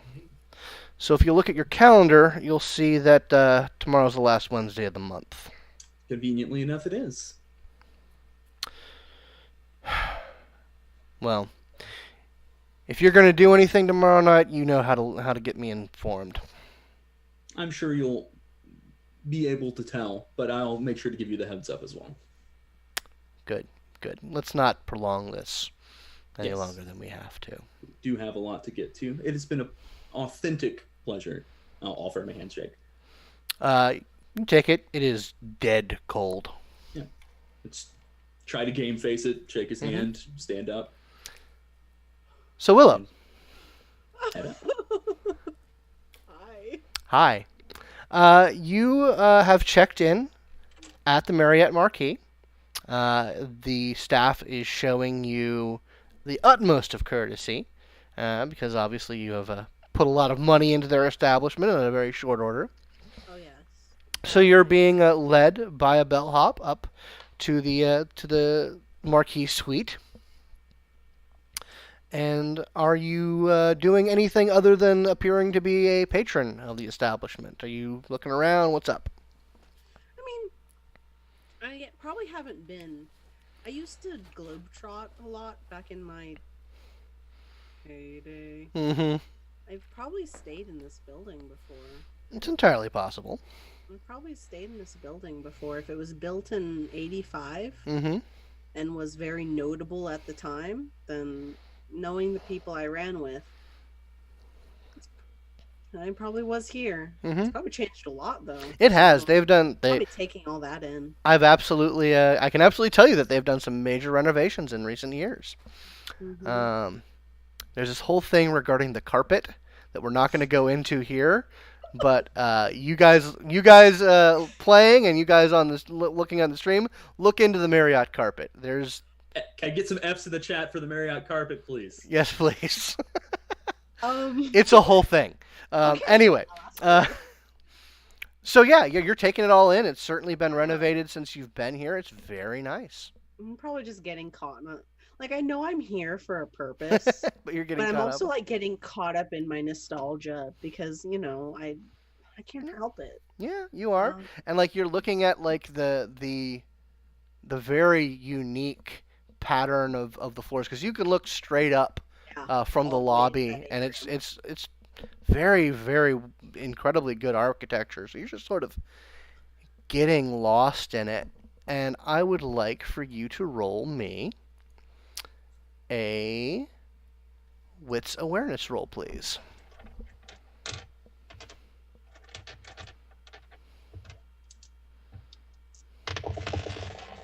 Ooh, wrong dice. This one. 2. Okay. You are able to detect in your your sort of haze of appreciation. You see what your people were talking about. You see Yeah. more security guards than is seemly, and they're about, and they are at every sort of major door. There's a lot of movement between them. It doesn't seem to be like an active situation. It's just a heightened state of vigilance. And you manage to you see someone who sort of stands out to you, someone who's sort of in the back coordinating things, Mm-hmm.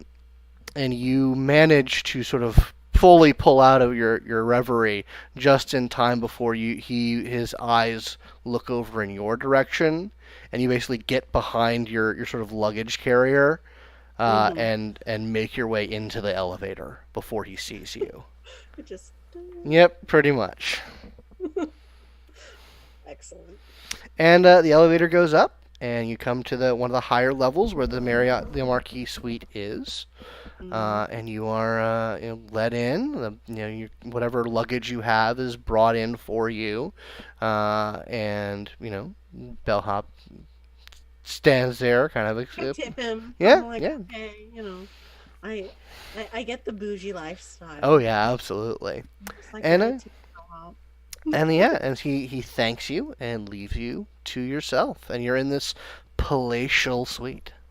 Oh, I'm just gonna soak it in. I mean, I do live in an apartment, Mm-hmm. so I don't have to live in the communal haven. Yeah, But like, this is nice. This is refreshing. indeed. I would like to enjoy the grandeur. Open up the curtains and look at the skyline, because that's the specific suite I asked, with this beautiful skyline. Mm-hmm. And just rip open the windows like, yes. Yeah, Ugh. the balcony is there. You see the city skyline. It is an interesting city. I mean, it is, you see all trees dotted throughout in between the skyscrapers, modern architecture, older buildings. It's it's a nice view. Love it. So Attach some music to a Bluetooth in the room. And I'm going to enjoy my palatial room and wait for visitors. 'Cause there I'm sure there is quite a lot of indulgences. So I will say that by this time, since the meeting was pretty short, you two, Madison, Cadence, are stepping out of the uh, restaurant at this time. I'm content to let Willow kind of do her thing. What do you think, Cadence? We should at least let her know what we know before we go off and do anything else. I agree. I actually wouldn't mind maybe paying a visit to this film establishment. Get some eyes on it. Case the joint beforehand, that's not a bad idea. Well, unless you had other plans for the evening. No. All right. Okay. So what? Willow with a summary of the situation, inappropriately abstracted functional cryptography / code words / dumb metaphor. Okay, fair enough. I'm listening to Cher's greatest hits when I get that text. Yeah, there's actually a pretty dense amount of information that you have to encode. And I'm not going to make you make any rolls, Madison, but I am going to have to ask Willow to get get an intelligence academics roll to kind of figure out what Madison is fucking talking about. Ready for a raw intelligence roll? I There am. there you go. Oh shit. Okay, 2. 2 successes. And kind of like Yeah, I'd say you maybe grok about 50% of what he's trying to convey to you, and I'll let you determine what signal to noise you get from what Madison has tried to convey. Oh, okay. But about 50% of it is just kind of nonsense. Let me think. What choice bits do I want out of that? All of that knowledge. I think I'll take that there has been a kidnapped Sabbat, Mm-hmm. probably around here somewhere. Okay. That there's a Malkavian that is associated with the sheriff, Mm-hmm. and something is happening tomorrow, but I just can't decipher like what that means. Nice. I love it. Okay. Yeah. So yeah, you spend a little bit of time poring through that information and just trying to figure out what the fuck I have a Madison piece of is. scratch paper. Like what? It's Tear it is up. this a message? What does it mean? Hold it up to a mirror. So anyway, Madison and Willow, you guys grab an Uber or something, I assume. Okay. Yeah. So this place, this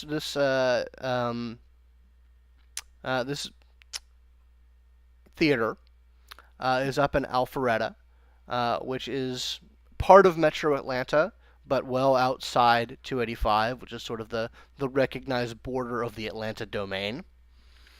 But it is by no means rural or anything. It is a very upscale, lots of buildings, lots of office parks, lots of suburbs in this area of town. And you're able to locate. It's in a pretty big shopping center, and it is just a very small kind of independent theater that shows Bollywood and Indian cinema. There's about 6 auditoriums that's available, and you don't recognize or understand the titles of any of the movies that are playing. So, can I just say that, yes, this is going to be a very useful and very productive little trip. However, the fact that we're getting this from, fucking Sabat just rubs me the wrong way. Think of it this way. We aren't helping them. We are ensuring that their maneuvers are timed in a way that is convenient for our ambitions. True, and that is one way of looking at it. But the fact that we couldn't hunt this down ourselves. Nothing to say that we couldn't, just that we hadn't yet. They do have the advantage of not having been here for only 3 months. Still. He'll pat her on the shoulder very simply. It'll be fine, Cadence. Don't worry about it so much. Alright. So, I would like to check this place out on the inside. Okay. Yeah, I mean, like I said, it's not, it's by no means a modern, like what we expect of a modern theater. There's no reserved seating, there's no reclining seats. It's not shabby. It's actually, it's 1990 pretty nice. It's homey. It's homey, yeah, exactly. You two are the only white people here. Yes. There just seems to be, this seems to be the place in the city where all of the Indian and Desi people come to watch their movies. And it's sort of, there is sort of a bit of a culture shock because things are not exactly what you expect out of a movie theater. I'm basing this off the reviews that I've read of the theater, because this is a real place, by the way. Of like people saying it's so nice to have a place where we can watch movies our way. So I'm taking that to mean that there's a bit of cultural incongruity with what you're expecting. But like I said, there's 6 auditoriums that are playing 6 different movies, and it's not super packed because it's a Tuesday night. But there's some showings going on, and there are people here. Is there anything specific that you're trying to suss out? So, I don't know about Cadence, but I want names and phone numbers, business cards, just any information I can get about the business. Right? Oh, okay. Like name of the general manager, formal name of the business, things that I could maybe use to flex government influence to cause this place to be shut down very tragically on the evening that person desperately needs to see a film here. Ooh. You can certainly get that information, like looking it up on the website, getting a card from like the concession stand. Like, yeah, you get enough information that you can certainly target that. Cadence, are you doing anything specific regarding that? Any doors, entrances to basements, fire exits. She wants the layout.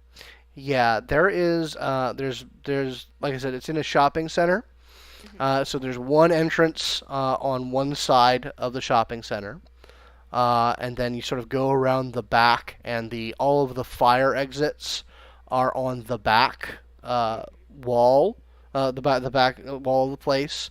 It seems like there's like a system of hallways that lead from each auditorium out to like a couple, like there's 3 different doors that are on the back that are sort of in the loading dock area. And that seems to be kind of the layout of it. Okay. There's a big lobby the concession stand. There's projection booths, and like I said, these 6 medium-sized auditoriums. The movie showings, when are the first ones that our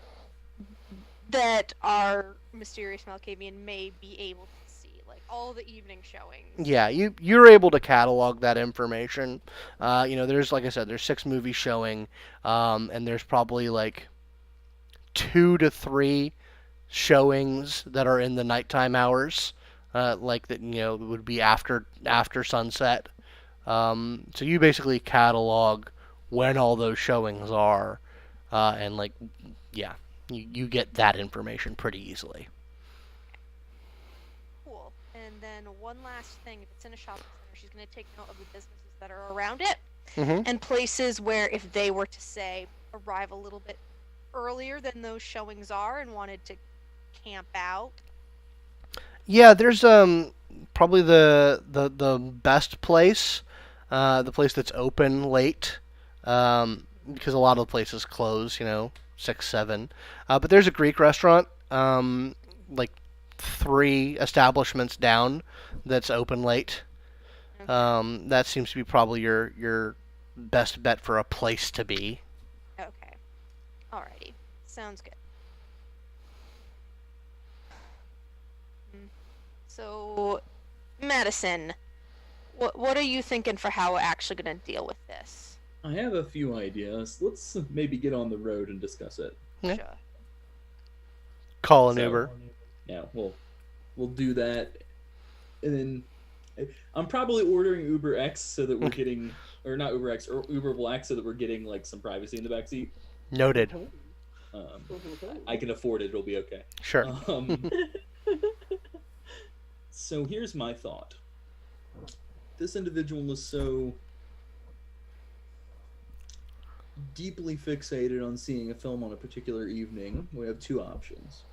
1, ensure that there's no film to see, which will disrupt operations. 2, control the timing of the film in a manner that means we have more ability to manipulate where certain people will be on that evening. For example, having all evening showings canceled except for 1 would make sure we could ensure that they will be there at a certain time in a certain place, and that's more useful to everybody. And the particularly cruel part of my mind does observe that perhaps a particularly late screening could lead to unfortunate scheduling mishaps as the morning hours begin to roll around. Oh, so you're thinking maybe keep them from getting back to their normal haven before the And sun we- comes up. Then we have some friends who perhaps could follow up. Hmm. Oh. I'm trying to think of how we can tie this back into our idea of, embarrassment and getting under the sheriff's skin to kill 2 birds with 1 stone. Well, I have an idea. So, if we want to contrive a situation in which they only make it part of the way back to their home before having to make accommodations along the way, Mm-hmm. it would be most unfortunate if we could perhaps say we knew somebody with elaborate and deep ties of control into the municipal government of the city Yeah. who could manipulate traffic routes to ensure that the only available motel within driving distance that they could beat the sun to is in Anarch territory. Oh. Okay, so contriving how they would get stuck. Shit. You want me to mess with their car while they're in the movie? Never again. A lot of things we can do. I think we should confer with Willow on this, but I think it's a delicious plan. Mm-hmm. So, Of course, if a member of the Camarilla or 3 were to take solace from the sun and our territory, we would not be so cruel as to be barbarically put them to death, but perhaps delivering them with a note explaining the situation to the prince might be an appropriate way of indirectly reminding the sheriff that he should exercise more discretion. Yeah, we got your person in a place of vulnerability, and we could have done a lot worse, but we didn't. So take a hint. Because we're better than you. Ground. nice. So, Willow, while they're driving back down, you are taking in there's a lot to take in. There's a lot of luxuries. There's a lot I'm of laying on the back of that baby grand piano that they have in there. I'm just like laying over the back of it like a lounge girl. Mhm. I'm just really enjoying it in here. Interesting. So, while you're taking this all in and just you're being a music video. Like you're being you're being a music video from the 80s right now. There is a knock at your door. Sort of just like sit up very quickly. Oh, and I lower down.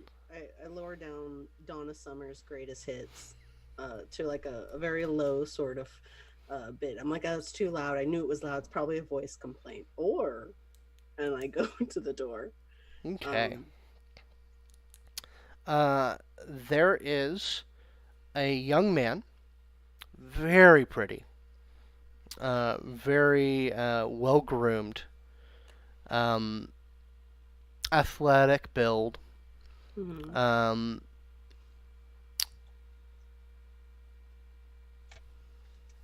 Good evening, Miss Walsh. Oh, good evening. Here, come inside. Most certainly. He sort of makes his way in with a clear sense of having been in this room before. Of course. Like he knows where everything is. This is Who do I have the pleasure of speaking to? oh, well, you can call me Mr. Brandon DeMoss. Okay. And you are not where you should be. I've paid my fine. Good to know. Good to know. I'm respectful of the laws. At least that one. Laws, customs, whatnot. But I haven't properly introduced myself. I am a Primogen of the Clan of the Rose. Oh. I suppose this is an honor then? You can certainly take it that way, yes. So, while I 100% understand the desire to surround yourself in the sort of luxury that I doubt that you can acquire in Anarch territory, I sigh very heavily. I do have to wonder if this is perhaps something a bit more than an indulgence. I did want to see who had come to reprimand me, I'll be honest.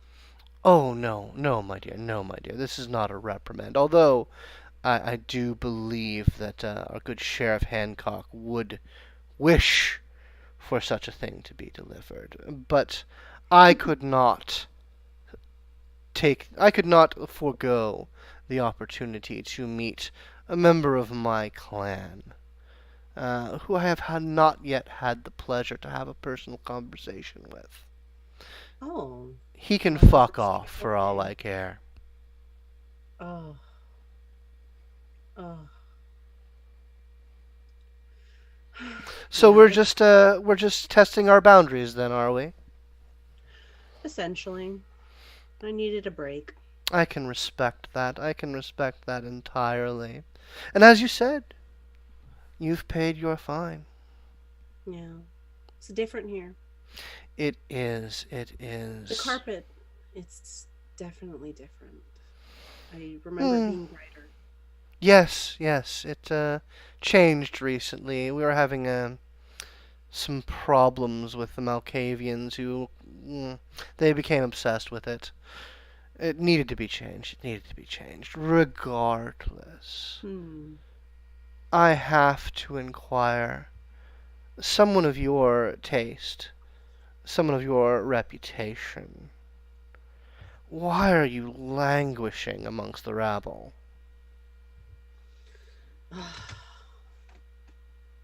Normally, I am loath to explain myself to people. But I'm going to be perfectly honest. The reason is the most understandable reason of all. I personally found myself in a room with Salvador Garcia. That's how. Oh my. That, Yeah. I believe, is probably one of the better answers I've ever heard for that question. He is a remarkable man, is he not? Shorter than you would think, but yeah. Well, with a name like Salvatore, their kind is fairly short, but it's Yes. fine. Kind. Yeah. Sorry, that's my age speaking. It's quite gauche to speak in such terms. I do apologize. No, it's fine. No, he really is. I'm taller than him. It was awkward sometimes, but he was But just such fire, such passion. God, yeah. I slummed it once and heard him speak. Yeah. I can certainly understand that. Well, it's been, how long has it been since Since that I saw him, or since that since fateful encounter? God, I think I met him in 2004. 2004, 2004. Yeah. So over a decade. Has the fire still burned? Is the spark that he lit in your soul still flaming? Or is it embers, smoking, about to gutter out? Distance maybe has affected how I feel. Well, well. There's nothing wrong with youthful indiscretions. Indeed, there's nothing wrong with indiscretions when you're quite old. It's just, I hate to see a beautiful rose in a gutter. Sometimes, not to be an asshole, but sometimes it's refreshing to not be the worst of the best, but be the best of the worst. That is very droll, my dear. That is very droll, and I understand that appeal. I do. I do. Still, you should know that my policy Mm-hmm. is that any rose who wish to step up in the world, regardless of their current circumstances, the door is open to your true home. I would be delighted to sponsor you for admittance into the Ivory Tower at any time you so desire, so long as you do not, rack up a rap sheet that's inconvenient to overcome. I spent 10 years with Salvador Garcia. I think I might already have it. True, but not in this city. Oh, distance. Distance, dying I- passion. It was very complicated.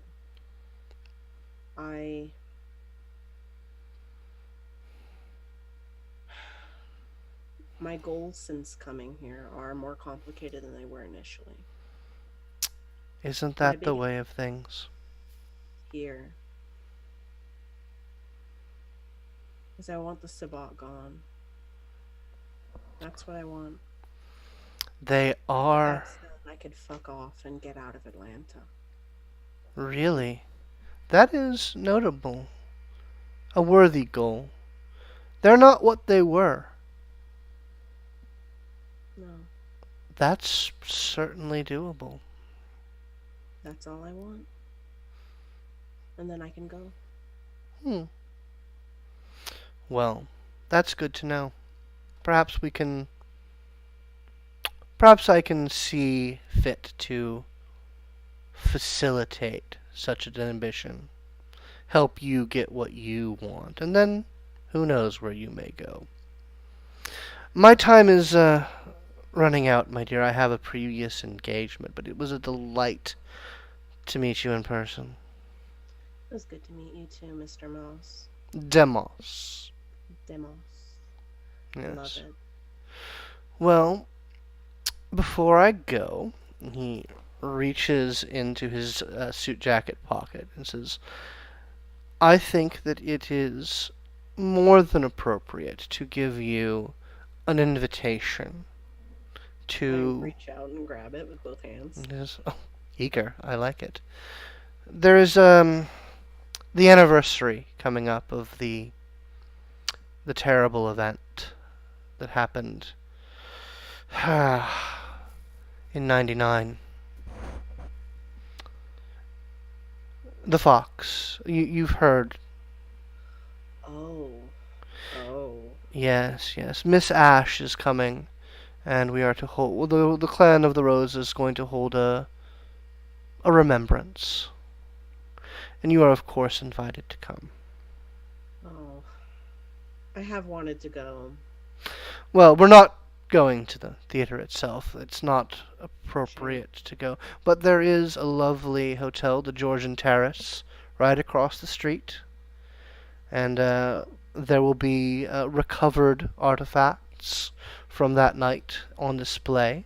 A few pieces were salvaged from the gallery. How gruesome.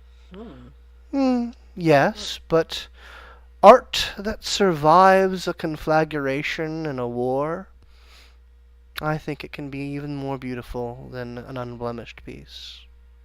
I'll try to make it. Don't try. Oh, Do it. I'll wear something nice. Please do. There's a +1. Make sure it's not anything too outrageous. Oh, You pal around with the Ventrue, don't you? yeah, I do.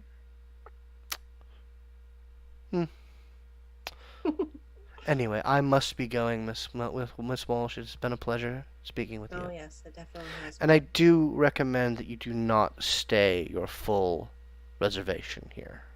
Oh, no. I'm afraid I can't, but I do have some more luxuriating to do. Get it in while you still can. And he takes your hand and kisses it lightly Mm. and exits. Closes the. I close the door behind him, and I'm just like, oh, get it together. No. So, Madison and Cadence, what message from you guys does she have on her phone when she looks at it?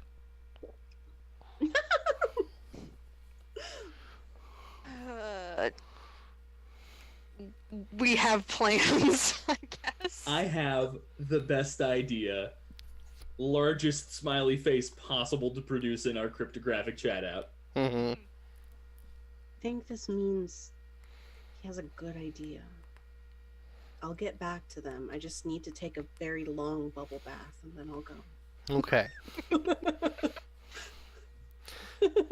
So, eventually, getting close to dawn, when before that, Madison and Willow get back to the communal haven, and it's getting close to dawn when Willow shows up and gets back to you, and the three of you are there.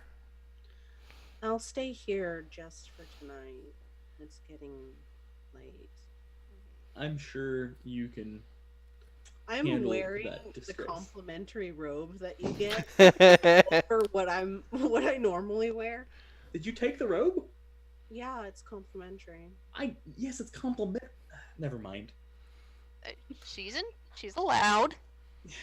They're lucky I didn't take their pillows. You should have taken their pillows. That would have been hilarious. I did take towels. I'm not Oh, gonna lie. good. All right, then you're karmically evened out. So, here's my idea. All right, I'm ready. All right, and Dylan doesn't want to repeat the whole thing. So Madison lays out this plan where they basically cause the only viewing for the night to be later in the evening, and then control the traffic, call on the East Side boys to like cause trouble in certain parts of town to draw the attention of the sheriff away, to also give the Sabbat an opportunity to get their person back, and then using influence and whatever Cadence wants and Willow want to do like on the ground, make them have to take a motel in Enter territory is basically their only option as the sun comes up. Then have the Thin Bloods get them from that, tie them up and deposit them at the appropriate place with a note explaining the situation. That is so good. So yeah, that's my idea. I'm sort of like taken aback. Like I sit down on my little chair, and like I'm actually like, oh my god, wow. This is why he's the brains of the operation. I'm so excited. It's so So petty. embarrassed. I love it. And everyone gets to play their part, and everyone's happy, and I'm sure nothing will go wrong, right? Oh no, people are gonna get shot by the end of that night. Absolutely, but Yes. it won't be me. We don't. That's not a promise that anyone can make. You're but right. that being said, I can make sure to book every hotel. Yep. I can make sure that the only place to stay will be somewhere near us. So I'm gonna roll out the map that Madison kind of keeps with his notes on who holds what, whether that's digital or physical. Sure. Probably physical, honestly. Mm-hmm. And see what is the nearest Anarch territory to the north side of the city. The most like sizable one, like the one that like is clearly Anarch territory, is sort of the center of Buckhead, which has a bunch of clubs, in particular, the Atlanta branch of the Asylum. Okay, so that is probably the general territory of the coterie containing the Malkavian who runs that establishment. And Buckhead, that's also where Alex's Haven is. That right? is where Alex's Haven is. Yes. So- Oh, Yeah, so we already sort of have an in with the coterie that runs the area, so we can just give him a heads up, being like, "Yo, we're doing this.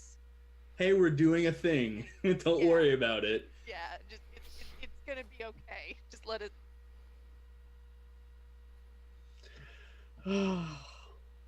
Okay. So I'll plot the route out, make the appropriate calls early in the morning tomorrow. Do you need me to do anything to prep for this? I think you and possibly Willow will need to be the boots on the ground in that area to make any last minute adjustments to the plan. Okay. Okay, I mean, Cadence, unless you want to join the East Side Boys and going to cause some trouble. I would actually kind of like that. No. So we have them. I willing to- haven't had a good. I haven't really had a good old-fashioned scuffle in a bit.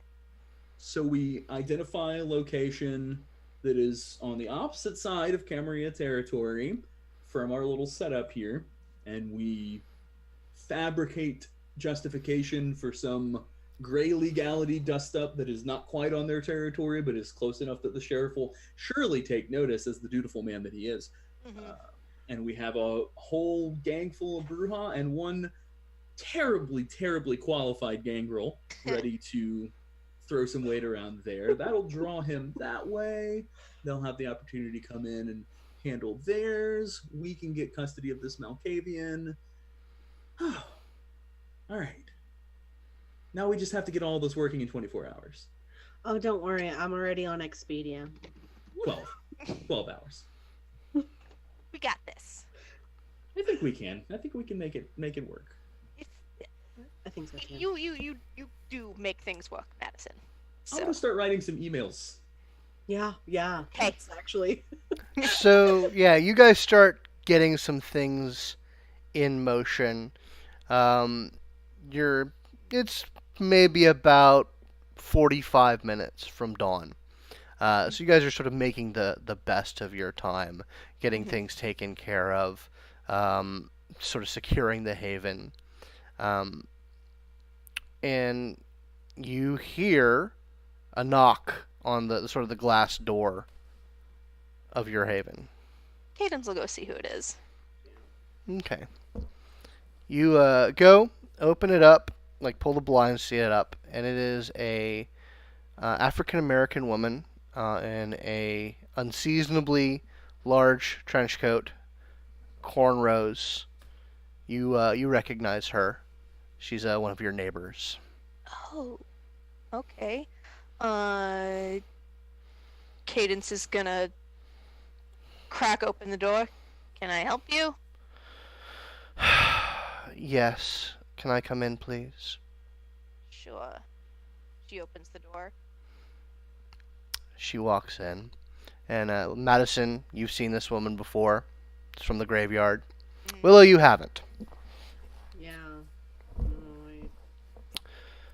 She, So what do we owe the pleasure? Business. Something's Always. come up.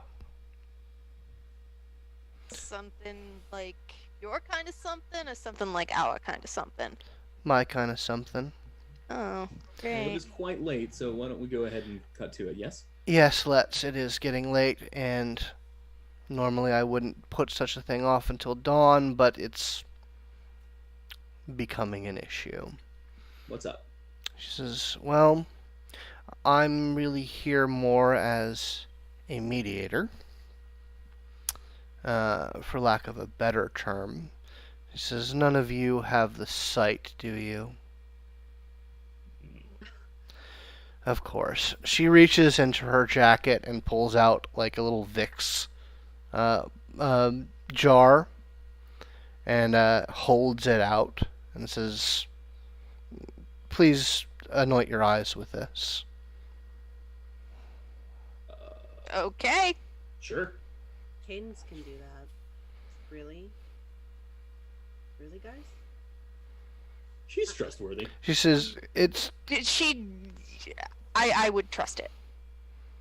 Are you kidding? She's a professional, Willow. Let me put it that way. Yeah, we've met her before. She says, you don't have to. It's really Cadence that needs to deal with this. Oh my god, really? What Madison the- looks at his hand where he's already fucking smeared this shit on his Yeah. eyes. So you smear your shit on this eye, your eye, and you sort of blink a few times, Madison, and you see someone standing beside her. Oh, hi. And it takes a little bit, but you kind of piece together that you kind of recognize him. That the last time you saw him, he was on your floor in pieces.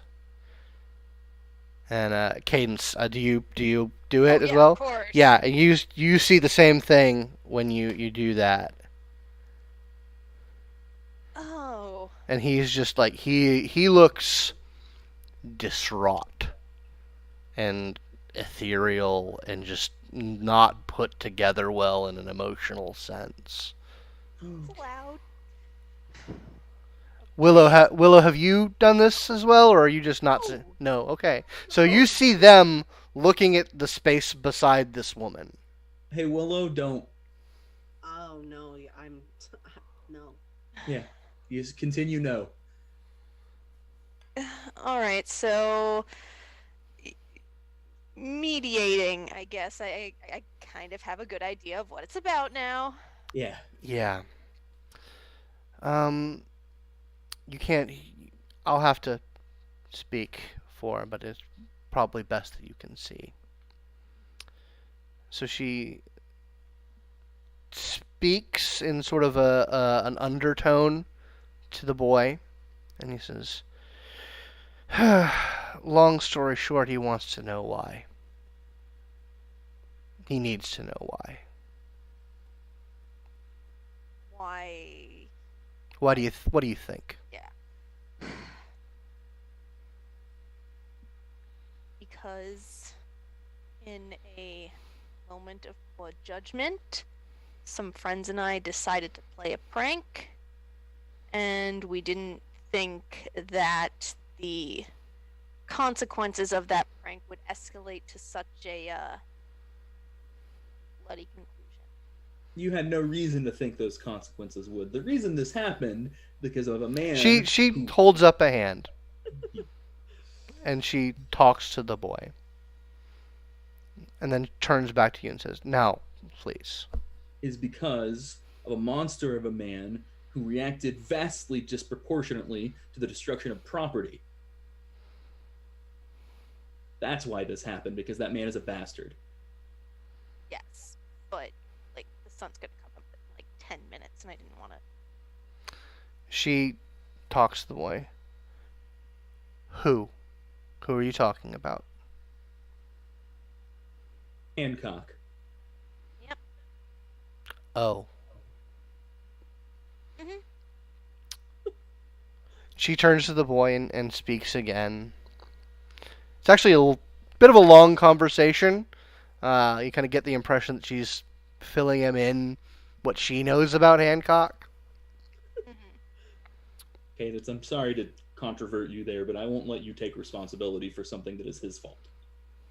Yeah, no, I get that. I'm just like, at this point, like this, I'm kind of just like over the entire situation. I mean, yes, I'm still pissed about it, but like, come on. Who'd have thunk that just poking some holes in a couple of tires would... I'm done. Nobody sane would have thought that, Cadence. I know. I just kind of wish I could just sweep it under the fucking rug, but I can't. I'm gonna sweep something under the rug. Mm-hmm. He says,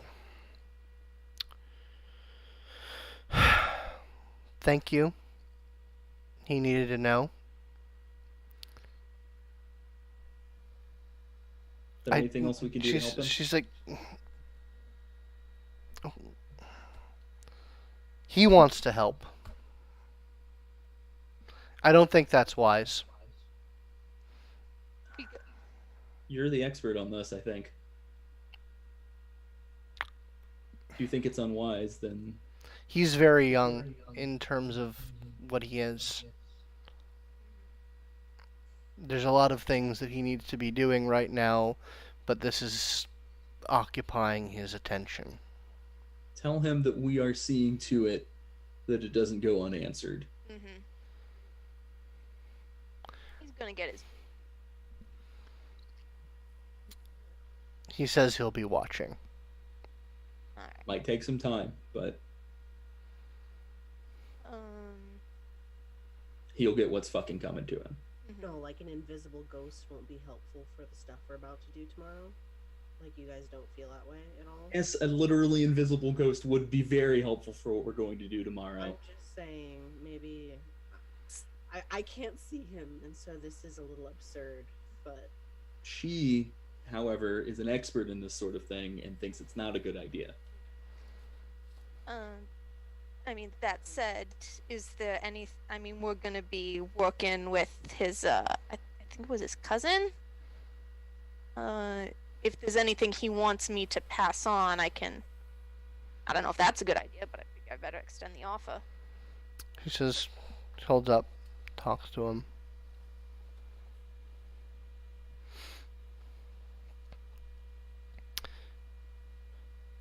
Wow, really? Man, that fucking sucks. Okay, I'm now very interested.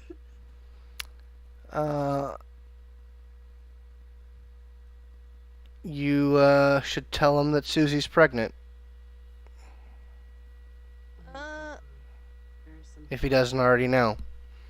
And he wants her to he wants Trayvon to look after the kid. Okay. Shit. Alright. We can help with that, too. Do that. You know, Cadence, if you still feel guilty about all this, then maybe that's something you should take care of. Yeah. Yeah, I should. Alright, I'll leave it to you then. Okay. Thanks for coming to us with this. She says it needs to, these sort of things need to be nipped in the bud.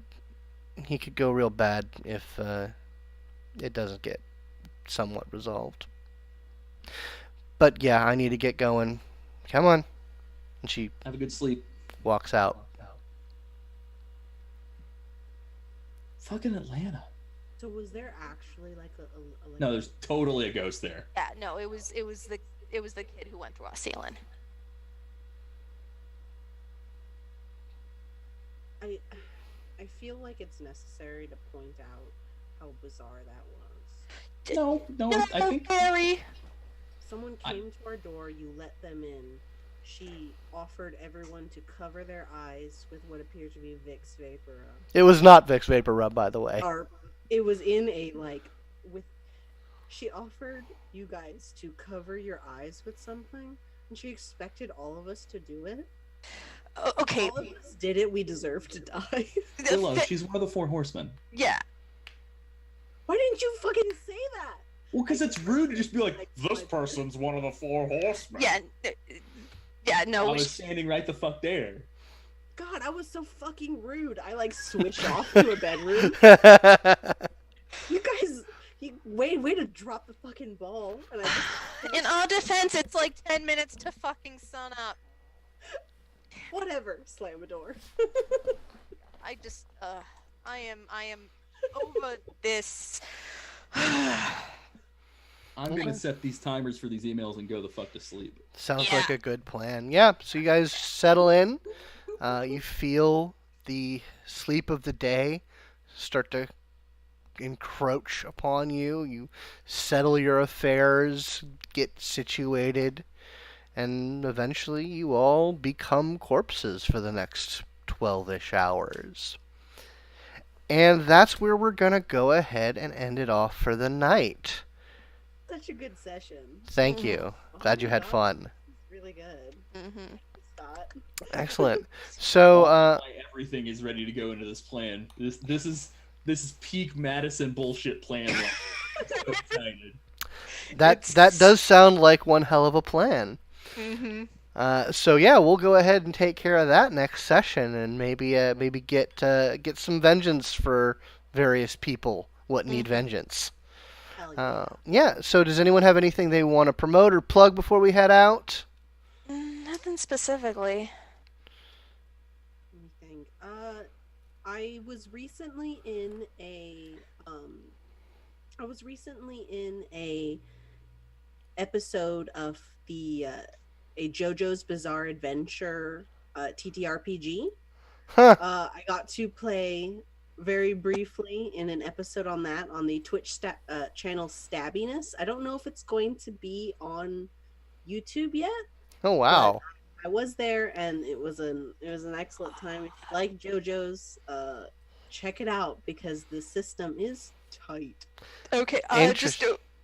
Oh, that's great. There's a That's fucking JoJo's awesome. RPG. That's It's amazing. Not to like, like promote the guy's stuff like a lot, but he's great and it's amazing.